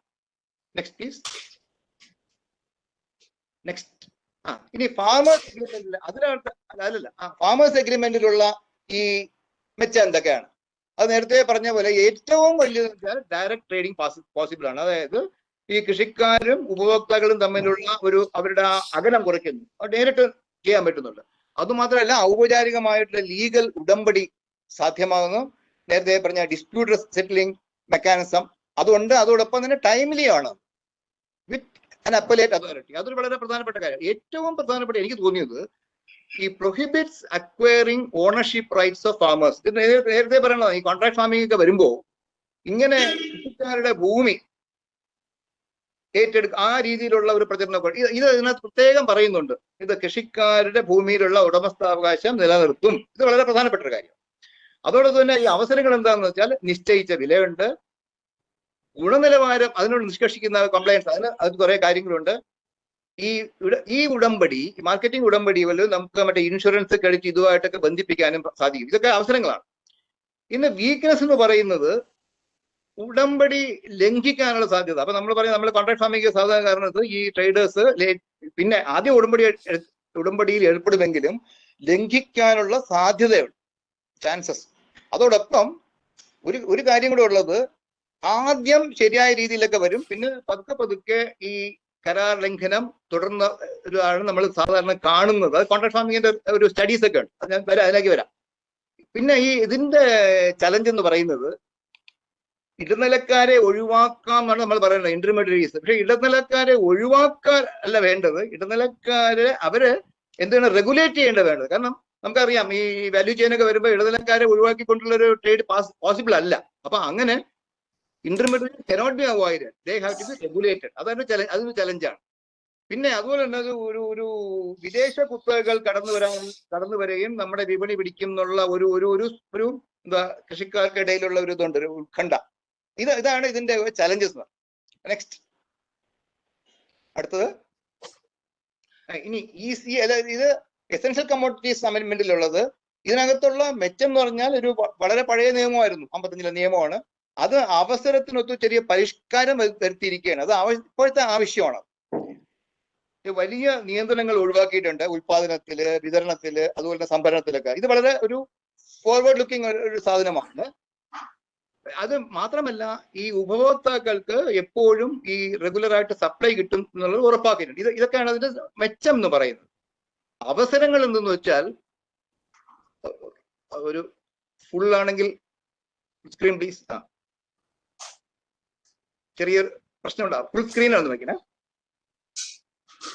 കോൾഡ് ചെയിൻ ഇൻഫ്രാസ്ട്രക്ചർ നമുക്കിപ്പം വേണ്ടത് ഇതിനകത്ത് അതിനുള്ള ഓപ്പർച്യൂണിറ്റീസ് നേരത്തെ പറയുന്നത് വെച്ചാൽ എപ്പോഴും അവൈലബിൾ ആയിരിക്കില്ല സാധ്യത. ഇത് പ്രൊഡ്യൂസ് എപ്പോഴും അവൈലബിൾ ആകും, ഉൽപ്പന്നത്തിന്റെ ലഭ്യത ഉറപ്പാക്കാൻ പറ്റും, അതിന് ഈ സ്റ്റോറേജിനും സാധ്യതയുണ്ട്, കൂടുതൽ സ്റ്റോറേജിന്. അവന്റെ വീക്ക്നെസ് എന്ന് പറയുന്നത് ഒരു ലിമിറ്റ് ഉണ്ട് പറയുന്നുണ്ട്.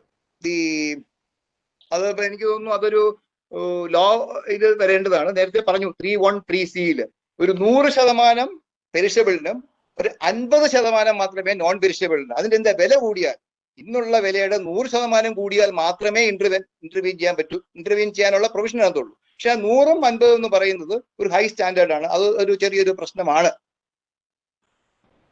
പിന്നെ ഉള്ളത് ഈ ചലഞ്ച് എന്ന് പറയുന്നത് കൃഷിക്കാർക്ക് ഈ ഇൻപുട്ടും കൂടെ ഇമ്പോർട്ടൻ്റ് ആണ്. വിത്ത് പോലുള്ള കാര്യങ്ങൾ, ഉദാഹരണത്തിന് മഹാരാഷ്ട്രയിലൊക്കെ ഈ ഏറ്റവും കൂടുതൽ ഈ വിത്തിനൊക്കെ ഈ കോട്ടൺ സീഡൊക്കെ വരുമ്പോൾ അപ്പൊ അത് ഇതിനകത്ത് വരുന്നില്ല. വിത്തിന്റെ കാര്യം കൂടെ ഒരു വളരെ പ്രധാനപ്പെട്ട ഒരു കാര്യമാണ്. അവിടെ MSP എന്ന് പറയുന്നത് മാക്സിമം സെല്ലിംഗ് പ്രൈസ് എന്താണ് കൃഷിക്കാർ കിട്ടേണ്ടത്. അതുപോലെ തന്നെ കോർപ്പറേറ്റ്സ് പിന്നെ വന്ന് ഇത് ഈ എന്താ കൂടുതൽ സ്റ്റോർ ചെയ്ത് പൂഴ്ത്തി വെച്ച് അങ്ങനെയുള്ള ഒരു സാധ്യതയും ഉണ്ട്. അത് മെയിൻ ലീഡ് ടു ഹോർഡിംഗ് എന്നുള്ളത്. അപ്പൊ ഇതിനുള്ള സാധ്യതകളുണ്ട്. അപ്പൊ അതെങ്ങനെ നമുക്ക് അതൊരു ചലഞ്ചായിട്ട് എടുത്ത് എങ്ങനെ നമുക്ക് ഇത് തരണം ചെയ്യാൻ പറ്റും എന്നുള്ളത് വളരെ പ്രധാനപ്പെട്ട ഒരു കാര്യമാണ്. Next please. അതിനടുത്തത് ഇതിൽ നിന്ന് നമുക്ക് എന്താ പഠിക്കാന്ന് വെച്ചാൽ പോസിറ്റീവ് ആസ്പെക്ട്സ് ഒരുപാടുണ്ട്. Advantages to farmers which eliminate restrictions on trade. നേരത്തെ പറഞ്ഞത് തന്നെ വ്യാപാര നിയന്ത്രണങ്ങൾ എടുത്തു കളയുന്നുണ്ട്. അതുപോലെ തന്നെ അഷ്വേർഡ് പ്രൈസ് ഗ്യാരണ്ടീഡ് ആണ് ലീഗൽ അഗ്രിമെന്റ് വഴി. അതൊരു വളരെ പ്രധാനപ്പെട്ട കാര്യമാണ്. ഏറ്റവും അതുപോലെ തന്നെ ഈ മാർക്കറ്റ് ഇൻഫ്രാസ്ട്രക്ചർ, യാർഡ്, സ്റ്റോറേജ്, ഇങ്ങനത്തെയുള്ള അത് ക്രിയേറ്റ് ചെയ്യാനുള്ള ഒരുപാട് കാര്യങ്ങൾ ഇതിന് പ്രയോജനപ്പെടുന്നുണ്ട്. അതിനൊരു ഫെസിലിറ്റേറ്റ് ചെയ്യുന്നു. അതോടൊപ്പം തന്നെ ഈ മത്സരം ഞാൻ നേരത്തെ പറഞ്ഞല്ലോ, encourages competition in farm marketing among private ട്രേഡേഴ്സിന്റെ ഇടയിൽ. ഇത് വരുമ്പോൾ എങ്ങനെ വരുമ്പോൾ വില കുറഞ്ഞു കിട്ടാൻ സാധ്യതയുണ്ട്. ക്വാളിറ്റിയുടെ കാര്യത്തിൽ ഇതൊക്കെ കൃഷിക്കാർക്ക് അല്ലെങ്കിൽ നമ്മുടെ കൺസ്യൂമേഴ്സിന് നല്ലതാണ്. Next please. ഇനി കൃഷിക്കാരുടെ ആശങ്ക ഞാൻ നേരത്തെ പറഞ്ഞില്ലേ. കൃഷിക്കാരുടെ ആശങ്ക ഒന്ന് ഈ MSP നിർത്തും എന്നുള്ള ഒരു ആശങ്കയാണ്. Fear of abandoning MSP by the government. പിന്നെ അതുപോലെ തന്നെ ഈ പ്രൈവറ്റ് പ്ലേയേഴ്സ് വരുമ്പോൾ ഗ്രാജുവൽ ആയിട്ട് ഗവൺമെന്റ് പ്രൊക്യൂർമെന്റ് നിർത്തലാക്കാൻ സാധ്യതയുണ്ട്. ഇതാണ് വേറൊരു ആശങ്ക. സർക്കാർ പ്രൊക്യൂർമെന്റ് അതൊക്കെ നിൽക്കുന്നുള്ളതാണ്. അതുപോലെ തന്നെ കരാർ കൃഷിയിൽ ഏർപ്പെടുന്ന കമ്പനികൾ എപ്പോഴും കൃഷിക്കാർക്ക് ഗുണകരമായിട്ടല്ല പ്രവർത്തിക്കുക. അത് വിൻ ലൂസ് ആ സിറ്റുവേഷനിലായിരിക്കും പ്രവർത്തിക്കുക എന്നുള്ളതാണ് നമ്മൾ കണ്ടിരിക്കുന്നത്. പിന്നെ കോൺട്രാക്ട് ഫാമിംഗ് ഈസ് അഗേൻസ്റ്റ്. ഈ ചെറുകിട കൃഷിക്കാർക്ക് എപ്പോഴും കോൺട്രാക്ട് ഫാമേഴ്സ് നല്ലതല്ല എന്നുള്ളതാണ് ഈ പ്രീവിയസ് എക്സ്പീരിയൻസ് എന്നുള്ളത്. അപ്പൊ എസ്പെഷ്യലി പഞ്ചാബി എന്നുള്ളത് വെച്ചിട്ടാണ് നമ്മൾ പറയുന്നത്.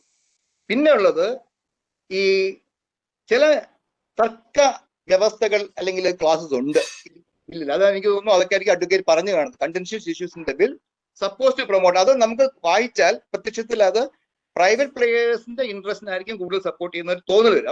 അതൊന്ന് ദൂരീകരിക്കേണ്ടത്. ഇതൊക്കെയാണ് ഈ അപ്രിഹെൻഷൻ. ഇനി ഇതിന്റെ ചെറിയ ചെറിയ കാര്യങ്ങളായിട്ട് ഒന്ന്. Next please.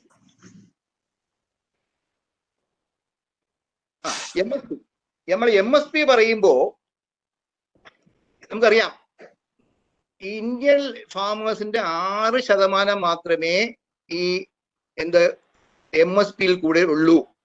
Only 6% of Indian farmers could sell their produce to government agencies under MSP. And ഇതെല്ലാം ബിഗ് ഫാമേഴ്സും ആണ് നോർത്ത് വെസ്റ്റ് ഇന്ത്യയിൽ, എസ്പെഷ്യലി പഞ്ചാബ്, ഹരിയാന, വെസ്റ്റേൺ UP-യിലൊക്കെ. ഇത് പറഞ്ഞിരിക്കുന്നത് ശാന്തകുമാർ കമ്മിറ്റി റിപ്പോർട്ടാണ്. 2015 ശാന്തകുമാർ കമ്മിറ്റി റിപ്പോർട്ട് വളരെ. അപ്പൊ അന്ന് അറിയാം ഇത് എന്തുമാത്രം വളരെ കുറച്ചു പേർക്ക് മാത്രമേ ഇത് കിട്ടുന്നുള്ളൂ. അതിലും ബിഗ് ഫാമേഴ്സ് മാത്രമേ. അവിടെ ഒരു ഇക്വിറ്റിയുടെ പ്രശ്നമുണ്ട്. അതുപോലെ തന്നെ റീജിയണൽ വേരിയേഷന്റെ പ്രശ്നങ്ങളൊക്കെ ഉണ്ട്. അപ്പൊ അത് മാത്രം 23 ക്രോപ്പേ ഉള്ളൂ. അതിനകത്ത് ഈ പെരിഷബിൾസ് ഒന്നും വരുന്നില്ല. അതുകൊണ്ട് തന്നെയാണ് നമുക്ക് നോക്കുമ്പോൾ ഈ എപ്പിസെന്റർ, ഈ നമ്മുടെ ഫാർമർ അജിറ്റേഷന്റെ ഒക്കെ ഒരു കേന്ദ്ര ബിന്ദു എന്ന് പറയുന്നത് പഞ്ചാബ്, ഹരിയാന ആകുന്നത് എന്തുകൊണ്ടാണെന്ന് വെച്ചാൽ ഇത് തന്നെയാണ് കാര്യം. അത് മാത്രമല്ല ഈ അവർക്ക് ഫ്രീ വാട്ടർ കിട്ടുന്നുണ്ട്, ഇലക്ട്രിസിറ്റി കിട്ടുന്നുണ്ട്.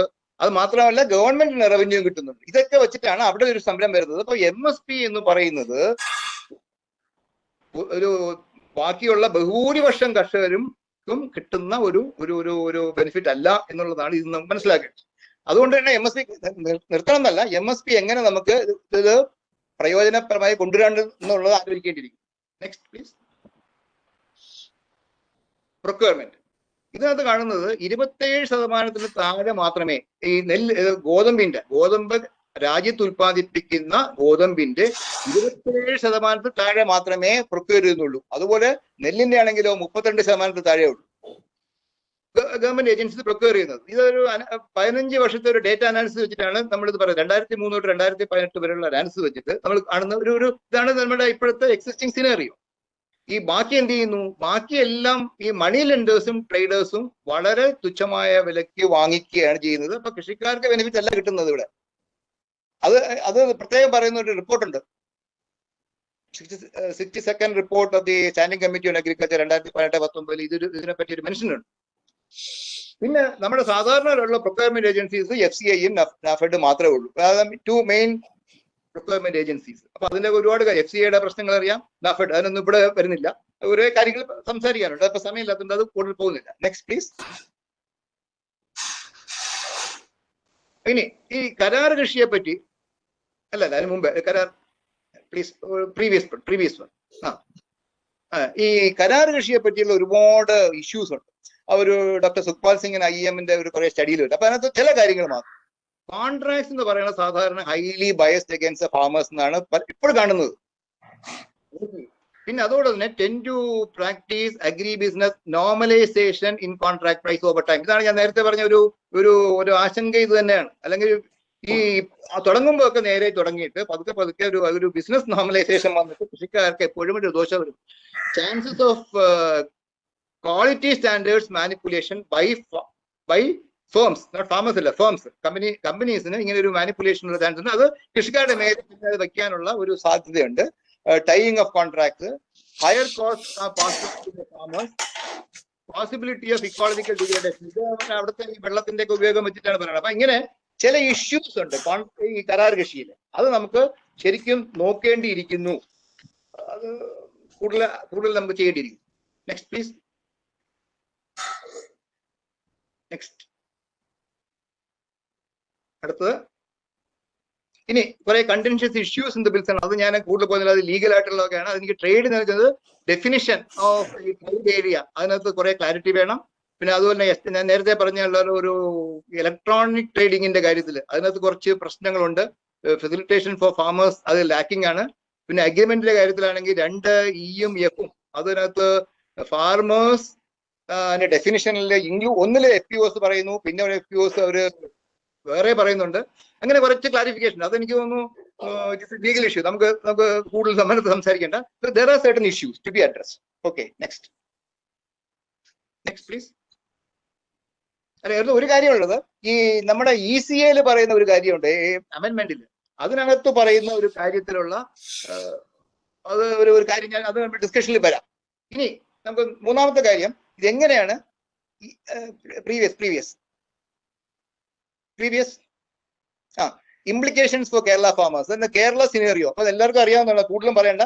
ന്യായമായ വില ലഭിക്കുന്നില്ല കൃഷിക്കാർക്ക്, ഉപഭോക്താക്കൾ വലിയ വില കൊടുക്കുന്നു, ഇടനിലക്കാരിടയ്ക്കുണ്ട്.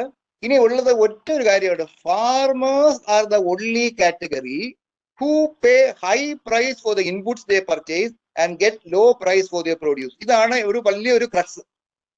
High price for the inputs they purchase and low price for the produce.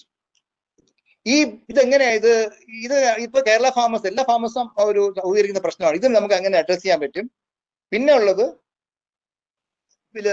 Farmers are the only category who cannot fix a price for the produce. ഇതെന്താണ്? മിഡിൽ മെൻ ആണ് പ്രൈസ് സെറ്റേഴ്സ്. ഇതൊക്കെ കുറേയെങ്കിലും രീതിയിൽ എങ്ങനെ ഇത് തരണം ചെയ്യാൻ പറ്റും എന്നുള്ളതാണ് നമ്മൾ ഇനി നോക്കേണ്ടത്. നെക്സ്റ്റ്. ഇനി ഞാൻ പറഞ്ഞാൽ കേരളത്തിനെ സംബന്ധിച്ചോളം ഈ 2 ബില്ല് അല്ലെങ്കിൽ ഈ പറഞ്ഞ 3 ബില്ലിനും ഡയറക്റ്റ് ആയിട്ട് കേരള ഫാമേഴ്സിനെ അഫക്ട് ചെയ്യുന്നില്ല. കാരണം Kerala has not enacted APMC. അതുപോലെ തന്നെ ഈ കോൺട്രാക്ട് ഫാമിംഗ് എന്ന് പറയുന്നത് അത് ശരിക്കും പറഞ്ഞാൽ is yet to gain momentum. അപ്പൊ അങ്ങനെ വരുമ്പോ ഇത് കേരളത്തിലെ കർഷകർക്ക് വളരെയധികം ഇത് അഫക്ട് ചെയ്യുന്നില്ല ഡയറക്റ്റ് ആയിട്ട്. പക്ഷേ ഇതിന് പറയുന്ന പല പ്രൊവിഷൻസിനും നേരെ വണ്ണം നടത്തിയാൽ, നേരെ ഇംപ്ലിമെന്റ് ചെയ്യാൻ പറ്റിയാൽ കൃഷിക്കാരുടെ പല ഇൻട്രസ്റ്റും സേഫ് ഗാർഡ് ചെയ്യാൻ പറ്റും. അവിടെ ഇംപ്ലിമെന്റേഷന്റെ കാര്യങ്ങളാണ് ഇനിയിപ്പോൾ കൂടുതൽ നമുക്ക് ശ്രദ്ധിക്കേണ്ടത്. അതിനകത്ത് ഉദാഹരണത്തിന് ഒരുപാട് കാര്യമുണ്ട്. പിന്നെ Kerala successfully implemented MSP and procurement for the rice at higher price. അതിന് ഇപ്പൊ ഇത് മോഡറേറ്റർ ജേക്കബ് തോമസ് ആണ് അതിന്റെ ഒരു മുന്നോട്ട് എടുത്തത്. സപ്ലൈകോ വഴിയുള്ള നെല്ലിന്റെ സംഭരണം, അതോടൊപ്പം തന്നെ KSDP-യിലുള്ള കർഷക ചന്തകൾ, അത് KSDP ഇപ്പൊ BFPC ആയെങ്കിലേ ഉള്ളൂ. പക്ഷെ അനദർ സക്സസ് സ്റ്റോറിയാണ്. എങ്ങനെ ഈ ഫ്രൂട്ട്സ് ആൻഡ് വെജിറ്റബിൾസ് നിന്ന് പെരിഷബിൾ കമ്മോഡിറ്റീസിന് എങ്ങനെ ശരിക്കും കർഷകർക്ക് കൂടുതൽ വില കിട്ടും എന്നുള്ളതിനുള്ള ഒരു ഉദാഹരണമുണ്ട്. ഇനിയിപ്പം നമ്മൾ കാണുന്നത് കേരള ഗവൺമെന്റ് ഇപ്പോൾ ഒരു MSP for vegetables and 2 fruit crops ഇപ്പൊ നടക്കാൻ പോകുന്നുണ്ട്. അപ്പൊ അതൊക്കെ ഒരു പോസിറ്റീവ് ആയിട്ടുള്ള സയൻസ് ആണ്. ഇത് ഇങ്ങോട്ട് ചേർത്ത് വായിക്കുമ്പോൾ നമുക്ക് ഒരു കാര്യങ്ങൾ ചെയ്യാൻ പറ്റുന്നതാണ്. Next please. നെക്സ്റ്റ്. ഇനി ഇതെങ്ങനെയാണ് നമുക്ക് മുന്നോട്ട് പോകേണ്ടത്? അപ്പൊ ഞാൻ ഉദ്ദേശിക്കുന്നത് ബിൽസ് ഓഫർ ഒൺലി ഒരു ഫ്രെയിംവർക്ക്, നാഷണൽ ഫ്രെയിംവർക്കേ ഉള്ളൂ, ഒരു ദേശീയ ചട്ടക്കൂട് മാത്രമേ തരുന്നുള്ളൂ. ഒരു പ്രോആക്റ്റീവ് റോൾ സ്റ്റേറ്റുകൾ എടുക്കേണ്ടതുണ്ട്. അപ്പൊ കേരളവും അതിനകത്ത് പ്രോആക്റ്റീവ് റോൾ എടുക്കേണ്ടതുണ്ട്. അതുപോലെ തന്നെ MSP എന്ന് പറയുന്നത് ഒരു ലീഗൽ റൈറ്റ് ആയിട്ട് എടുക്കണം. റീജിയണൽ വേരിയേഷൻ, ഞാൻ പറഞ്ഞ ഇക്വിറ്റി ഇഷ്യൂസ് ഒക്കെ ഉണ്ടല്ലോ, ഇൻക്ലൂഷൻ, പല നമ്മുടെ MSP-യില് ഫ്രൂട്ട്സ് ആൻഡ് വെജിറ്റബിൾസ് ഇങ്ങനെ ചില സ്റ്റേറ്റ്സ് ഒക്കെ ഇൻക്ലൂഡ് ചെയ്തിട്ടുണ്ടായിരുന്നു. പക്ഷെ ഇതൊക്കെ നമുക്ക് പ്രൊക്യൂർമെന്റും under MSP to be addressed. Government should make it explicit that Mandi system will coexist with the private trading system. ഇത് വളരെ പ്രധാനപ്പെട്ടാണ്. ഇത് ഒരു ആശങ്ക മാറാനായിട്ട് ഇത് കൊണ്ടുവരേണ്ടതുണ്ട്.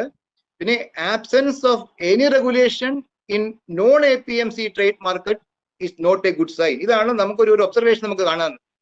ഈ മറ്റേതും നമുക്കൊന്ന് റെഗുലേറ്റ് ചെയ്യണം. അത് ഫ്രീ മാർക്കറ്റ് എന്ന് പറഞ്ഞ് വിട്ടു കഴിഞ്ഞാൽ ഇന്റർമീഡിയറീസ് അല്ലെങ്കിൽ നമുക്ക് പറയുന്ന ഈ ഇടനിലക്കാരെ നമുക്കൊന്ന് റെഗുലേറ്റ് ചെയ്യേണ്ട ആവശ്യമാണ്. പക്ഷെ മിഡിൽമെന്നെ ഒരിക്കലും ഒഴിവാക്കാൻ പറ്റില്ല, കാരണം they provide important services. Abolishing institution of middlemen is not the solution, but it should be regulated. Next please. ഇനി guidelines on contract farming have to be pro farmer. അതിനകത്ത് ഞാൻ പറഞ്ഞാലേ കുറെ കാര്യങ്ങളുണ്ട്. ലൂപ്പ് ഹോൾസ് കുറെ remove ചെയ്യാനുണ്ട്. Legal demand of, ഇതാണ് വളരെ പ്രധാനപ്പെട്ട ഒരു കാര്യം, legal demand of right of farmers for share of the profit generated out of the farm produce. ഇതാണ് നമ്മുടെ കേരള മറ്റേ ഒരു അഗ്രികൾച്ചർ പോളിസിയിൽ ഇൻക്ലൂഡ് ചെയ്തൊരു സാധനമാണ്. അത് പറയുന്നത് അവകാശ ലാഭം, ആക്ടിയോ അപ്പോർട്ടം എന്ന് പറഞ്ഞിട്ട് ലാറ്റിൻ വേർഡാണ്. അവകാശ ലാഭം, ഈ ഒരു കൺസെപ്റ്റ് നമുക്ക് കൊണ്ടുവരേണ്ടിയിരിക്കുന്നത് ഒരു പോളിസി റെക്കമെൻഡേഷൻ ഉണ്ട് അതിനകത്ത് 94 ഗവൺമെന്റ് 94ാമത്തെ റെക്കമെൻഡേഷൻ ആയിട്ട്. അതുപോലെ തന്നെ ഈ public private partnership four back end market institutions നമുക്ക് സ്ട്രെങ്തൻ ചെയ്യണം. Farmer organisations, FPOs, farmer cooperatives, etc.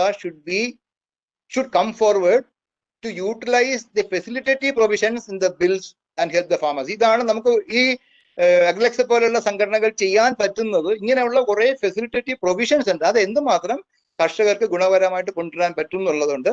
പിന്നെ certain ഞാൻ പറഞ്ഞ പോലെ ഒരു ഇഷ്യൂസ് ഉണ്ടല്ലോ in the bill, contentious bill, അതൊന്ന് മാറ്റേണ്ട ആവശ്യമുണ്ട്. Needs to be addressed. Next please. ഇനി കൺക്ലൂഡ് ചെയ്യാനായിട്ട് ഇത് നമ്മൾ പറയുന്നത് ഇപ്പം അഗ്രി ബിസിനസ്സിലേക്കൊക്കെ വേണം എന്നുള്ളതാണ് എല്ലാവരും പറയുന്നത്. പക്ഷെ അങ്ങനെ ആവുമ്പം റിഫോംസ് ആവശ്യമാണ്. ഈ റിഫോംസ് അതിനുള്ള ഒരു മുന്നൊരുക്കമാണ് എന്നാണ് ഞാൻ മനസ്സിലാക്കുന്നത്. അത് മാത്രമല്ല, ഇതുകൂടെ agri business incubation centres, agri startups, FPOs, അതുപോലെ തന്നെ ഈ അഗ്രി ഇന്നോവേഷൻ ലാൻഡ്സ്കേപ്പ് തന്നെ ഇതിന് അനുസരിച്ചിട്ട് കുറെ മാറും. അവർക്ക് കുറെ ഫെസിലിറ്റേറ്റ് ചെയ്യാൻ പറ്റും. അഗ്രി റിലേറ്റഡ് ഡിജിറ്റൽ പ്ലാറ്റ്ഫോംസ്, അത് നമ്മുടെ മറ്റേ ഈനാം ഇങ്ങനെയുള്ള സംവിധാനങ്ങൾക്കൊക്കെ കൂടുതൽ കരുത്തേകാൻ സാധ്യത ഉണ്ട്. പിന്നെ ഓൾ റിഫോംസ്, നേരത്തെ പറഞ്ഞ പോലെ നമുക്ക് ഇനിഷ്യലി ഒപ്പോസിഷൻ ഉണ്ടാവും, but later will be accepted. ഇത് അതിനകത്ത് ടെലികോം നമുക്കറിയാം, DBT ഡയറക്ട് ബെനിഫിറ്റ് ട്രാൻസ്ഫർ ഒക്കെ ഇങ്ങനെ വന്നതാണ്. അപ്പൊ ഇതും അങ്ങനെ കാലക്രമേണ ശരിയാവും എന്നുള്ളതാണ്. അപ്പൊ നമ്മൾ വേണ്ടത് should be proactive, not reactive in the interest of farmers. ഇതാണ് എനിക്ക് പറയാനുള്ള കുറച്ച് കാര്യങ്ങൾ. Thank you for patient listening.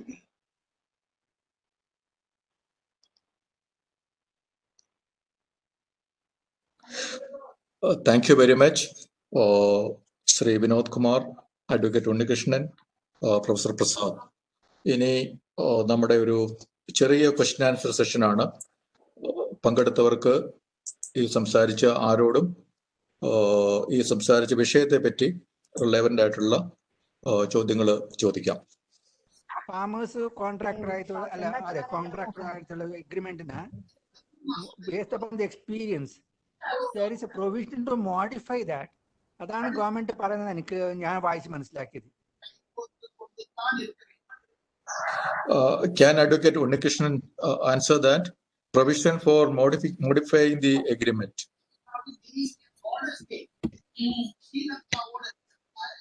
Hello, കേൾക്കാമോ? കേൾക്കാം. സർ ഞാൻ കേട്ടില്ല ക്വസ്റ്റ്യൻ, ഒന്നുകൂടെ ചോദിക്കാം. ഈ അഗ്രിമെന്റിൽ എന്തെങ്കിലും കുഴപ്പങ്ങള് ലൂപ്പ് ഹോൾസ് ഒക്കെ ഉണ്ടെങ്കിൽ അതിനെ മോഡിഫൈ ചെയ്യാനും റിഫൈൻ ചെയ്യാനൊക്കെ പ്രൊവിഷൻ ഉണ്ടെന്നാണ് ഞാൻ മനസ്സിലാക്കിയിട്ടുള്ളത്. അത് ഗവൺമെന്റിന് സപ്ലൈ ചെയ്യൂ ഈ അഗ്രിമെന്റിന്റെ ഫോർമാറ്റും കോപ്പിയും എന്നാണ് ഞാൻ വായിച്ചത് മനസ്സിലാക്കിയിട്ടുള്ളത്. അല്ല ഈ എഗ്രിമെന്റിനകത്ത് എന്തെങ്കിലും കുഴപ്പങ്ങൾ ഉണ്ടെങ്കിൽ അത് അതിനെക്കുറിച്ച് ഞാൻ ഡീറ്റെയിൽഡ് ആയിട്ട് നോക്കിയിട്ടില്ല. അത് റൂൾസ് വരുമ്പോഴേ അത് ഉണ്ടാവുമെന്ന് എനിക്ക് തോന്നുന്നത്. പക്ഷെ എഗ്രിമെന്റിനകത്ത് ഒരു കാരണവശാലും ഒരു കർഷകന് ദോഷമാകുന്ന കാര്യങ്ങളുണ്ട്.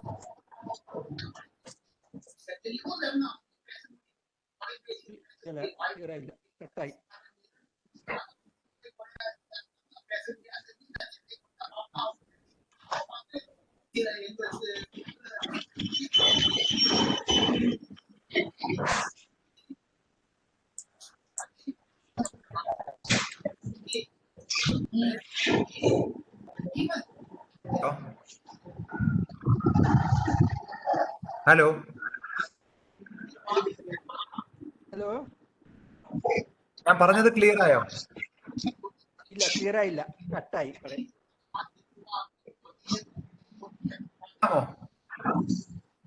അതായത് കർഷക വ്യവസ്ഥ വെച്ചാലും അത് കർഷക ആയിരിക്കരുത് എന്നുള്ള ഒരു വ്യവസ്ഥ നമ്മുടെ നിയമത്തിലുണ്ട്.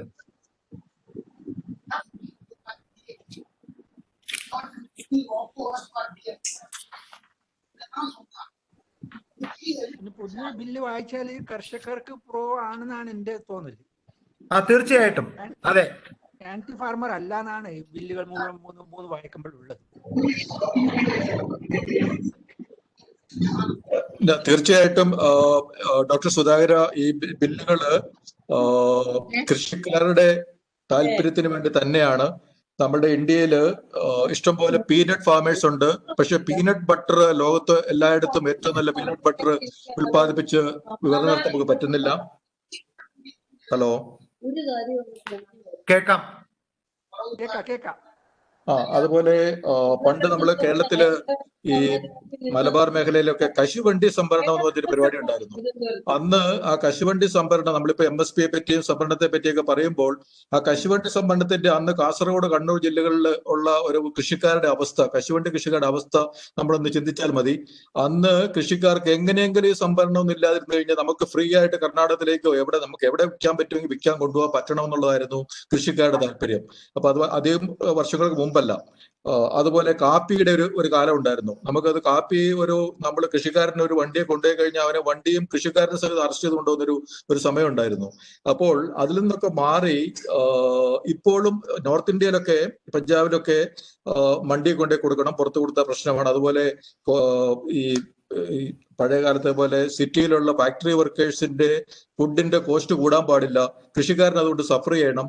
അതുകൊണ്ട് ഇതെല്ലാം എസെൻഷ്യൽ കമ്മോഡിറ്റീസ് ആയിട്ട് പറഞ്ഞിട്ട് അതിന്റെ ഒരു വില കൂടി കഴിഞ്ഞു കഴിഞ്ഞാൽ ഉടനെ കളക്ടർക്കും ഇവർക്കും ഒക്കെ കമ്പൽസറി സ്റ്റോക്കൊക്കെ പിടിച്ചെടുത്തിട്ട് ഈ വർക്കേഴ്സിന് ഫ്രീ ആയിട്ടും അല്ലെങ്കിൽ ചെലവ് കുറഞ്ഞു കൊടുക്കുക. കൃഷിക്കാരന് എന്തെങ്കിലും വില കൂടി അവന് ബെനിഫിറ്റ് ഉണ്ടാകട്ടെ എന്നുള്ളൊരു അപ്രോച്ചിന് പകരം പ്രോ വർക്കർ, പ്രോ അർബൻ ആയിട്ടുള്ള പ്രൈസിങ് ആയിരുന്നു ഇന്ത്യയിൽ നിലനിന്നിരുന്നത്. അതിന് പകരം ഇനി ഈ ഒരു ബില്ലുകളുണ്ട് പ്രോ ഫാർമർ ആയിട്ടുള്ള, ഫാർമറിന് ഫ്രീഡം കൊടുക്കുന്ന ആ ഒരു അവസ്ഥയിലേക്ക് പോകാം. അതിനുള്ള സാധ്യതകളുണ്ട്. പക്ഷേ ഈ പറഞ്ഞതുപോലെയുള്ള റൂൾസ് ഒക്കെ ഉണ്ടാകുമ്പോൾ അതിന് അനുയോജ്യമായിട്ടുള്ള റൂൾസ് ഉണ്ടാകുകയും അത് ഇംപ്ലിമെന്റ് ചെയ്യുന്ന ഏജൻസീസ് അത് നന്നായിട്ട് പ്രോ ഫാർമറായിട്ട്, ഫാർമർ സെൻസിറ്റീവ് ആയിട്ട്, റെസ്പോൺസീവ് ആയിട്ട്, എഫിഷ്യന്റ് ആയിട്ടൊക്കെ ഇംപ്ലിമെന്റ് ചെയ്യുമ്പോഴാണ് ഈ നിയമങ്ങളുടെ ബെനിഫിറ്റുകൾ ആ ലെജിസ്ലേറ്റീവ് ഇന്റൻഷൻ അനുസരിച്ച് മനുഷ്യർക്ക് കിട്ടുക. അപ്പോൾ അത് എല്ലാ മനുഷ്യരും, കൃഷിക്കാരും അത് മനസ്സിലാക്കുക എന്നുള്ളതാണ് ആദ്യത്തെ കാര്യം. ഇപ്പോൾ പലരും പലരുടെയും ഒരു പിന്നെ ഒരു പ്രചരണങ്ങളുടെ കാര്യം ഭാഗമായി. കൂടി ഞാൻ പറഞ്ഞോളൂ. ഓക്കെ, ഒരു സുധാകരൻ കാര്യം കൂടി പറഞ്ഞോളൂ. പറയാം. യെസ്. ഇതില് പിന്നെ ഒരു കാര്യം, ഈ വാല്യൂ എഡിഷൻ്റെതും പ്രോസസിങ് ഇൻഡസ്ട്രീസും നല്ലോണം കൂടും. You take the example of Kerala it self. Value editions ഒന്നുമില്ല നമ്മളിതിൽ. ഈ ബില്ല് കൊണ്ട് വാല്യൂ എഡിഷൻസിനും പ്രോസസിങ് ഇൻഡസ്ട്രീസിനും അതുകൊണ്ട് ഫാമേഴ്സിന് റെമ്യൂണറേറ്ററി പ്രൈസും കിട്ടാനുള്ള നല്ല ചാൻസ് ഉണ്ടെന്നാണ് എൻ്റെ വിശ്വാസം.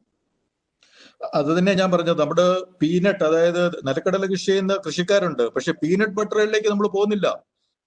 പീനട്ട് ബട്ടറിലേക്ക് പോയി അത്രയും ഒരു വാല്യൂ അഡീഷനിലേക്ക് നമുക്ക് പോകാനുള്ള, അത് പക്ഷെ ഒരു ഇൻഡിവിജ്വൽ കൃഷിക്കാരന് പറ്റില്ല. കൃഷിക്കാരുടെ ഒരു FPOയ്ക്കും പറ്റണമെന്നില്ല. അതിന് മാത്രമുള്ള ടെക്നിക്കൽ നോഹോ ലോകത്ത് എല്ലായിടത്തും എവിടെയാണ് ഏറ്റവും നല്ലത് അവിടുന്ന് സോഴ്സ് ചെയ്യാനും ഇൻവെസ്റ്റ് ചെയ്യാനും ഗ്ലോബലി മാർക്കറ്റ് ചെയ്യാനും ഒക്കെയുള്ള ഒരു കോർപ്പറേറ്റിനെ അത് പറ്റത്തുള്ളൂ. അപ്പോൾ അങ്ങനെയുള്ള ഒരു പോസിബിലിറ്റിയിലേക്കാണ് ഈ ഒരു ബില്ലുകള് നമ്മുടെ രാജ്യത്തെ കൊണ്ടുപോകുക. അത് രാജ്യ താല്പര്യം തന്നെയാണ്. അത് കൃഷിക്കാര് ഇത്രയും കാലവും ഈ നെല്ലൊക്കെ ഈ റേഷൻ കടയിൽ കൂടെ കൊടുക്കാൻ വേണ്ടിയിട്ട്, അതും കുറച്ച് ശതമാനമേ ഉള്ളൂ, പക്ഷെ റേഷൻ കടയിൽ കൊടുക്കാൻ വേണ്ടി FCIക്കും നാഫഡിനും അങ്ങനത്തെവർക്കൊക്കെ കൊടുത്ത് സായുജ്യമടയുന്ന ആ ഒരു ലോ ക്വാളിറ്റി ഓഫ് ലൈഫിൽ കഴിഞ്ഞുകൊണ്ടിരുന്ന കൃഷിക്കാര് അതിൽ നിന്നൊരു ഹൈ ക്വാളിറ്റി ഓഫ് ലൈഫിലേക്ക് വരാനുള്ള ഒരു ഓപ്പർച്യൂണിറ്റിയാണ് പ്രൊഫസർ പ്രസാദ് പറഞ്ഞതുപോലെ. ആ ഓപ്പർച്യൂണിറ്റീസ് ഈ ബില്ലുകളിലൊക്കെ ഉണ്ട്. പക്ഷേ അത് നമ്മൾ ഇംപ്ലിമെന്റ് ചെയ്യുന്നത് പോലെ ഇരിക്കും. നിയമം ഉണ്ടായതുകൊണ്ട് മാത്രം കാര്യമില്ല. അത് നമ്മുടെയൊക്കെ ഉത്തരവാദിത്തമാണ്. കർഷക സംഘടനകളുടെ ഉത്തരവാദിത്തമാണ്. അക്കാഡമിഷ്യൻസിന്റെ ഉത്തരവാദിത്തമാണ്. കാർഷിക സർവകലാശാലകൾ അതിനുള്ള നേതൃത്വം കൊടുക്കണം. അതുപോലെ കാർഷിക മേഖലയിൽ താല്പര്യമുള്ള NGOസും കോപ്പറേറ്റീവ്സും ഒക്കെ അതിനുള്ള നേതൃത്വം കൊടുക്കേണ്ട ഒരു സമയമാണിത്. സുധാകരൻ പറഞ്ഞത് കറക്റ്റാണ്. പിന്നെ ഒരു കാര്യം, എനിക്ക് എൻ്റെ ഒരു ഒബ്സർവേഷൻ, ഈ കേന്ദ്രത്തിൽ എന്ത് ബില്ല് കൊണ്ടുവന്നാലും അതിനെ വളരെ അപ്രഹെൻസീവായിട്ട് ഒരു ക്ലോസ്ട്രോഫോബിയുടെ മൈൻഡ് സെറ്റായിട്ട് വീക്ഷിച്ചിട്ട് അതിനെ ജനങ്ങളെ ഒരു തെറ്റിദ്ധരിപ്പിച്ച് ഒരു സമരാഭാസങ്ങൾ കാണിക്കുക, അതൊക്കെ അത്ര നല്ലതല്ലാന്ന്. ഇതിലേറി നല്ലോണം ഒരു ഫാമർ ഫേവറായിട്ട്, ഇതാണ് 1991 ശേഷം ഇന്ത്യയിൽ വരുന്ന ഏറ്റവും വലിയൊരു റെവല്യൂഷൻ ആയിരിക്കും ഇത് എന്ന് പറഞ്ഞതും അതുകൊണ്ടാണെന്നാണ് എൻ്റെ വിശ്വാസം. അപ്പൊ അതില് ഫാമേഴ്സിന് ഇത്ര അഗെയിൻസ്റ്റ് ആയിട്ട് കാര്യമായിട്ടൊന്നും ഇല്ല എന്നാണ് തോന്നുന്നത്. അത് നമ്മൾ ഇവരെ ഫാമേഴ്സ് എങ്ങനെ നമ്മൾ എഡ്യൂക്കേറ്റ് ചെയ്യൂ, എങ്ങനെ മനസ്സിലാക്കുക, അതേപോലെ നമ്മൾ ഈ ബില്ലിനെ അത്ര പോസിറ്റീവ് സ്പിരിറ്റുകൾ എടുക്കും എന്നാണ് നമ്മൾ ചെയ്യേണ്ടത്. അല്ലാതെ ഇതിനെ ഇളക്കി വിളിച്ച് ജനങ്ങളെ ഇളക്കി വിടുക, അതത്ര ശരിയല്ല എന്നുള്ള പ്രവണതയാണ് ഞാൻ പറയാൻ പോകുന്നത്. ഓക്കെ, അടുത്ത ക്വസ്റ്റ്യൻ. Next question.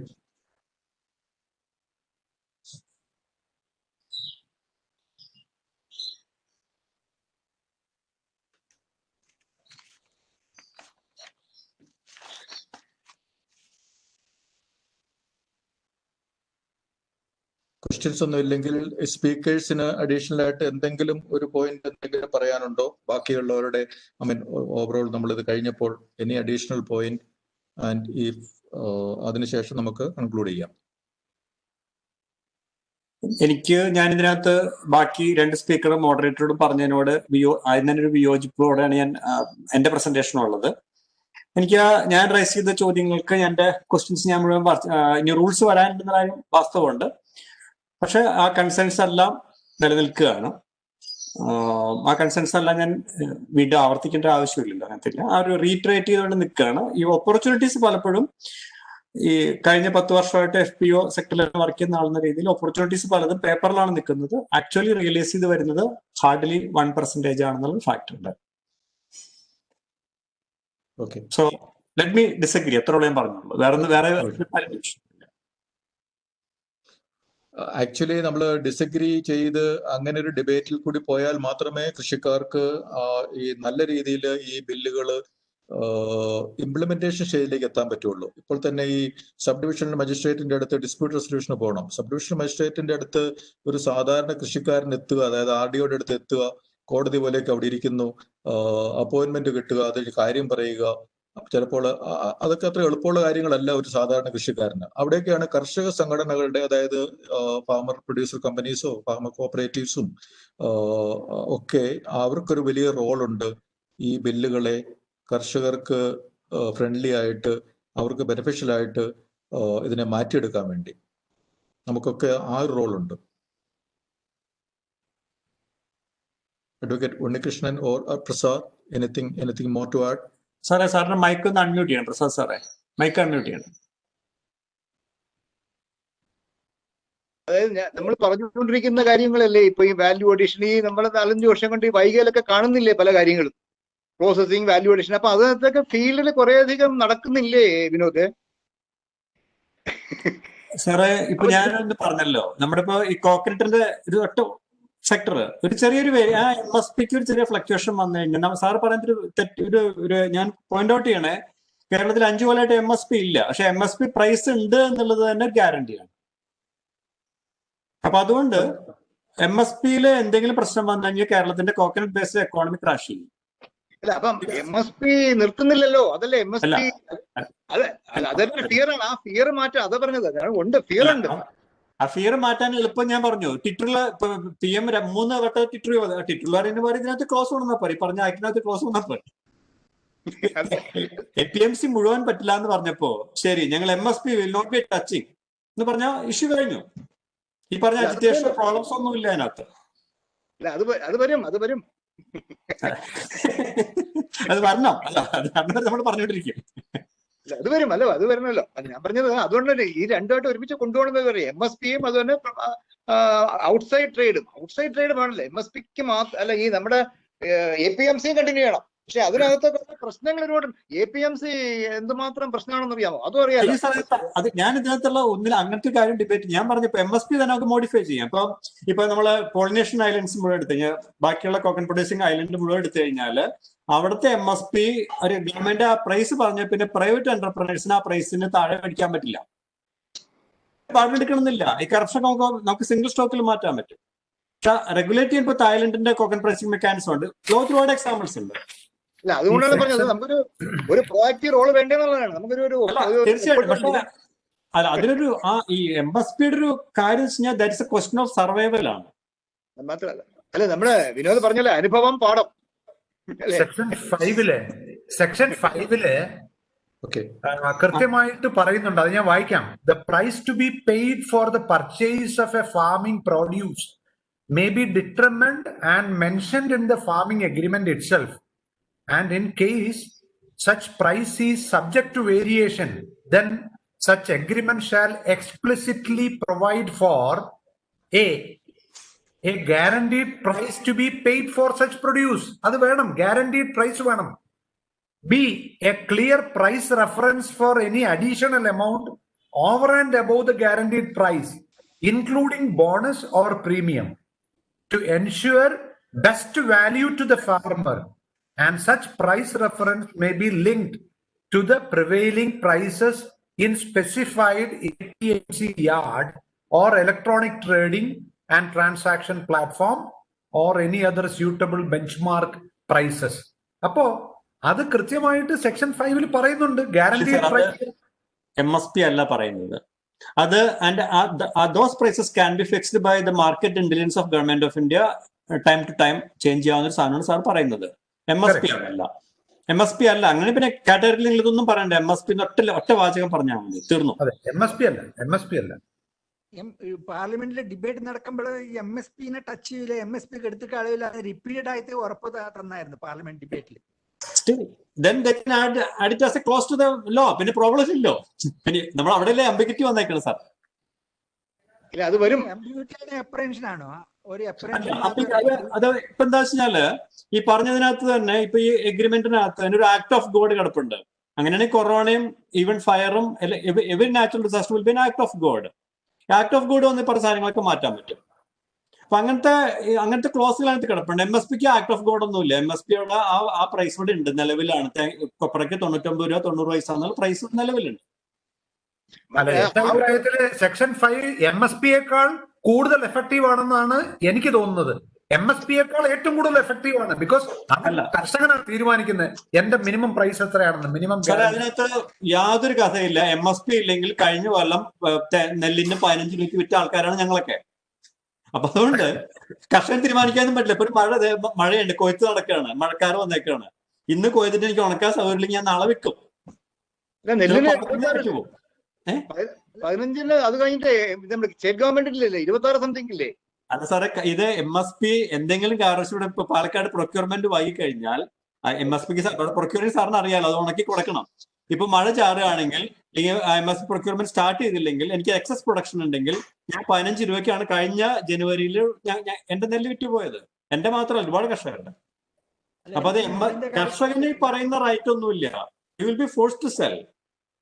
ഒരു ഇത് കാര്യം പെരിഷബിൾ ഗുഡ്സ് ആണ്. അല്ല, നേരത്തെ തന്നെ ഫോർവേഡ് കോൺട്രാക്ട് ഉണ്ടാക്കിയാൽ മതി. വിള ഇറക്കുന്നതിന് മുമ്പ് തന്നെ ഫോർവേഡ് കോൺട്രാക്ട് ഉണ്ടാക്കിയാൽ മതിയല്ലോ. ശരി, ഞാൻ ബേസിക് പോയിന്റിലേക്ക് തന്നെ പറഞ്ഞേ. നമ്മുടെ ഇപ്പൊ പാൻ ഇന്ത്യൻ കോണ്ടെക്സ്റ്റിലോ കേരള കോണ്ടെക്സ്റ്റിലോ എത്ര കർഷകർക്ക് അങ്ങനത്തെ ഒരു കോൺട്രാക്ട് ഉണ്ടാക്കി, അതിൽ വേറെ കൂടി പറഞ്ഞിട്ടുണ്ട്, കോൺട്രാക്ടിന്റെ അനക്ഷറലി പറഞ്ഞ കാര്യങ്ങൾ ഉണ്ടെങ്കിൽ മാത്രമേ നമുക്ക് കണ്ടസ്റ്റ് ചെയ്യാൻ പറ്റുള്ളൂ. ഈ അനക്ഷറിൽ കൃത്യമായിട്ട് സാധനങ്ങൾ വന്നിട്ടുണ്ടോ, സൈൻ ചെയ്തിട്ടുണ്ടോ, ഇതൊക്കെ നോക്കി എത്ര സാധാരണ കർഷകർക്ക് ഇത് നെഗോഷിയേറ്റ് ചെയ്യാൻ പറ്റും. പിന്നെ ഒരു കാര്യം ഇതിൽ MSPയുടെ കാര്യത്തിൽ തന്നെ, ഓരോ period of time due to the competitive pricing MSP may become irrelevant. Price നല്ലോണം കൂടും. അപ്പൊ ഫാമർ എല്ലാവർക്കും നല്ല റെമ്യൂണറേറ്റീവ് പ്രൈസ് കിട്ടും, MSPയുടെ ആവശ്യം വരില്ല എന്നാണ് വേറൊരു വെർഷൻ. അല്ല, ആ വേഷം കൊണ്ടാണ് ലോകത്ത് ബാക്കി എല്ലായിടത്തും തരക്ക് 18 രൂപയിൽ 36 രൂപ ഉള്ളത്. അതത്ര സിമ്പിളായ കാര്യമല്ല സാറേ അത്. അല്ല, റിയാലിറ്റി നമുക്ക് മനസ്സിലാക്കണം. കറക്റ്റാണ്.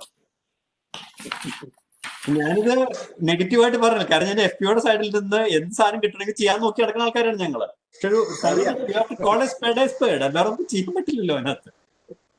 ഇപ്പൊ MSP എല്ലാ വർഷവും കമ്മീഷൻ വെച്ച് ഹിയറിംഗ് വെച്ച് ഞങ്ങൾ എല്ലാവരും പ്രസന്റ് ചെയ്ത് ഇപ്പൊ ഈ കൊല്ലം 5 രൂപ കൂട്ടി 90 99 ആക്കി. There is A process fixing of MSP. അപ്പൊ വിനോദ് പറയുന്ന ഇപ്പൊ നിലവിലിരിക്കുന്ന ഈ സിസ്റ്റമാണ് നല്ലത് എന്നാണോ? അല്ല, നിലവിലുള്ള സിസ്റ്റത്തിനകത്ത് APMCയിലും MSP പ്രൊക്യൂർമെന്റിലും കാര്യമായിട്ടുള്ള പ്രശ്നങ്ങളുണ്ട്. ഒരു തർക്കം അതിനകത്തില്ല. ഇപ്പൊ നാഫെഡിന്റെ MSP എന്ന് പറഞ്ഞാൽ ആക്ച്വൽ അവർ പ്രൊക്യൂർമെന്റ് നടത്തി കഴിഞ്ഞാൽ ആ പറഞ്ഞ കാശ് മുഴുവൻ കറപ്ഷനാണ്. അതിന്റെ ഒരു പ്രധാനപ്പെട്ട ഞാനിപ്പോ നമ്മുടെ പുറത്തിലല്ല, ഇഷ്ടം പോലെ കറപ്ഷൻ അതിനകത്തുകൊണ്ട്.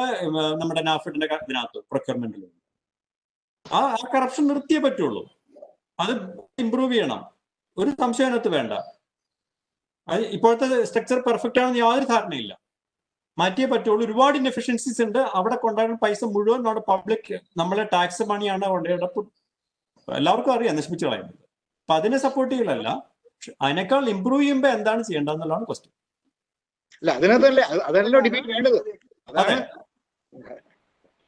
ഒരു ഇപ്പോഴത്തെ സിസ്റ്റം പ്രകാരം farmers remain poor always and remaining poor always and double the farmers income. സാറിന് ആ പോയിന്റ് കിട്ടണല്ലോ സാറേ. നമ്മളൊരു MSP പോയി കഴിഞ്ഞാൽ കേരളത്തിൽ ഒരു തേങ്ങയ്ക്ക് 4 രൂപ കിട്ടാൻ പോണത്. ഇപ്പൊ നമുക്ക് 15 രൂപ കിട്ടും. 520 കോടി തേങ്ങയ്ക്ക് നമ്മൾ കഴിഞ്ഞ വർഷം ഇട്ടൊരു സംസ്ഥാനമാണ് നമ്മുടെ. അപ്പൊ 520 കോടി തേങ്ങയ്ക്ക് ഒരു തേങ്ങയ്ക്ക് 10 രൂപ വെച്ച് പോയാൽ നമ്മുടെ ലോസ് എന്താണ്? നമ്മുടെ ഫാർമിംഗ് സിസ്റ്റത്തിന്റെ ഇമ്പാക്ട് ചില്ലറ ഇമ്പാക്ട് അല്ല. കേരളത്തിന്റെ കോക്കനട്ട് ബേസ്ഡ് എക്കോണമി ആയിരുന്നു. അത് അതിന്റെ ഒരു 90% പോയി. ബാക്കിയുള്ള വാട്ടർ 10% ദാറ്റ് വിൽ ഗോ. കർഷകന് ഇപ്പൊ റിച്ചസ് കിട്ടുന്നത് ഇതുള്ളതുകൊണ്ടാണ്. ഓക്കെ, നമുക്ക് ഇന്നത്തെ ഈ ഡിസ്കഷൻ കൺക്ലൂഡ് ചെയ്യാം. ഒരു നല്ല സെമിനാർ അല്ലെ നല്ലൊരു വർക്ക്ഷോപ്പ് എന്ന് പറയുന്നത് ആ വർക്ക്ഷോപ്പ് കൂടുതൽ ക്വസ്റ്റ്യൻസ് ഓപ്പൺ അപ്പ് ആക്കുകയും കൂടുതൽ ക്വസ്റ്റ്യൻസ് ആൻസർ ചെയ്യപ്പെടേണ്ടതിനായിട്ട് പൊതുസമൂഹത്തിലേക്ക് ഇടുകയും ചെയ്യുമ്പോഴാണ് ഒരു സെമിനാർ ഏറ്റവും നല്ലതാകുന്നത്. നമ്മൾ റിസർച്ചിൽ പറയാറുണ്ട്, നല്ല റിസർച്ച് എന്ന് പറയുന്നത് ലാസ്റ്റ് ഫർദർ റിസർച്ച് ക്വസ്റ്റ്യൻസ് എന്തൊക്കെയെന്ന് ഏറ്റവും നല്ല അങ്ങനത്തെ കുറെ ക്വസ്റ്റ്യൻസ് റേസ് ചെയ്യുന്ന റിസർച്ചാണ് ഏറ്റവും നല്ലത്. അതുപോലെ ഈ സെമിനാറും ലോട്ട് ഓഫ് ക്വസ്റ്റ്യൻസ് അൺആൻസേർഡ് ആയിട്ടുണ്ട്. അതൊക്കെ ഒരു ഹോപ്പുള്ളത് റൂൾസ് വരുമ്പോഴത്തേനും അത് പരിഹരിക്കും. അടുത്തത് ഇംപ്ലിമെന്റേഷൻ സ്റ്റേജിൽ കുറെ പരിഹരിക്കാൻ പറ്റും. പിന്നെ സ്റ്റേറ്റുകൾക്ക് അവരുടേതായ വിധത്തിലുള്ള കുറെ കാര്യങ്ങൾ ചെയ്യാൻ പറ്റും. കോമൺ ഇൻഫ്രാസ്ട്രക്ചർ അത് കുറേയധികം ക്രിയേറ്റ് ചെയ്യാൻ പറ്റും. അതിനുള്ള സപ്പോർട്ടുകളുണ്ട്.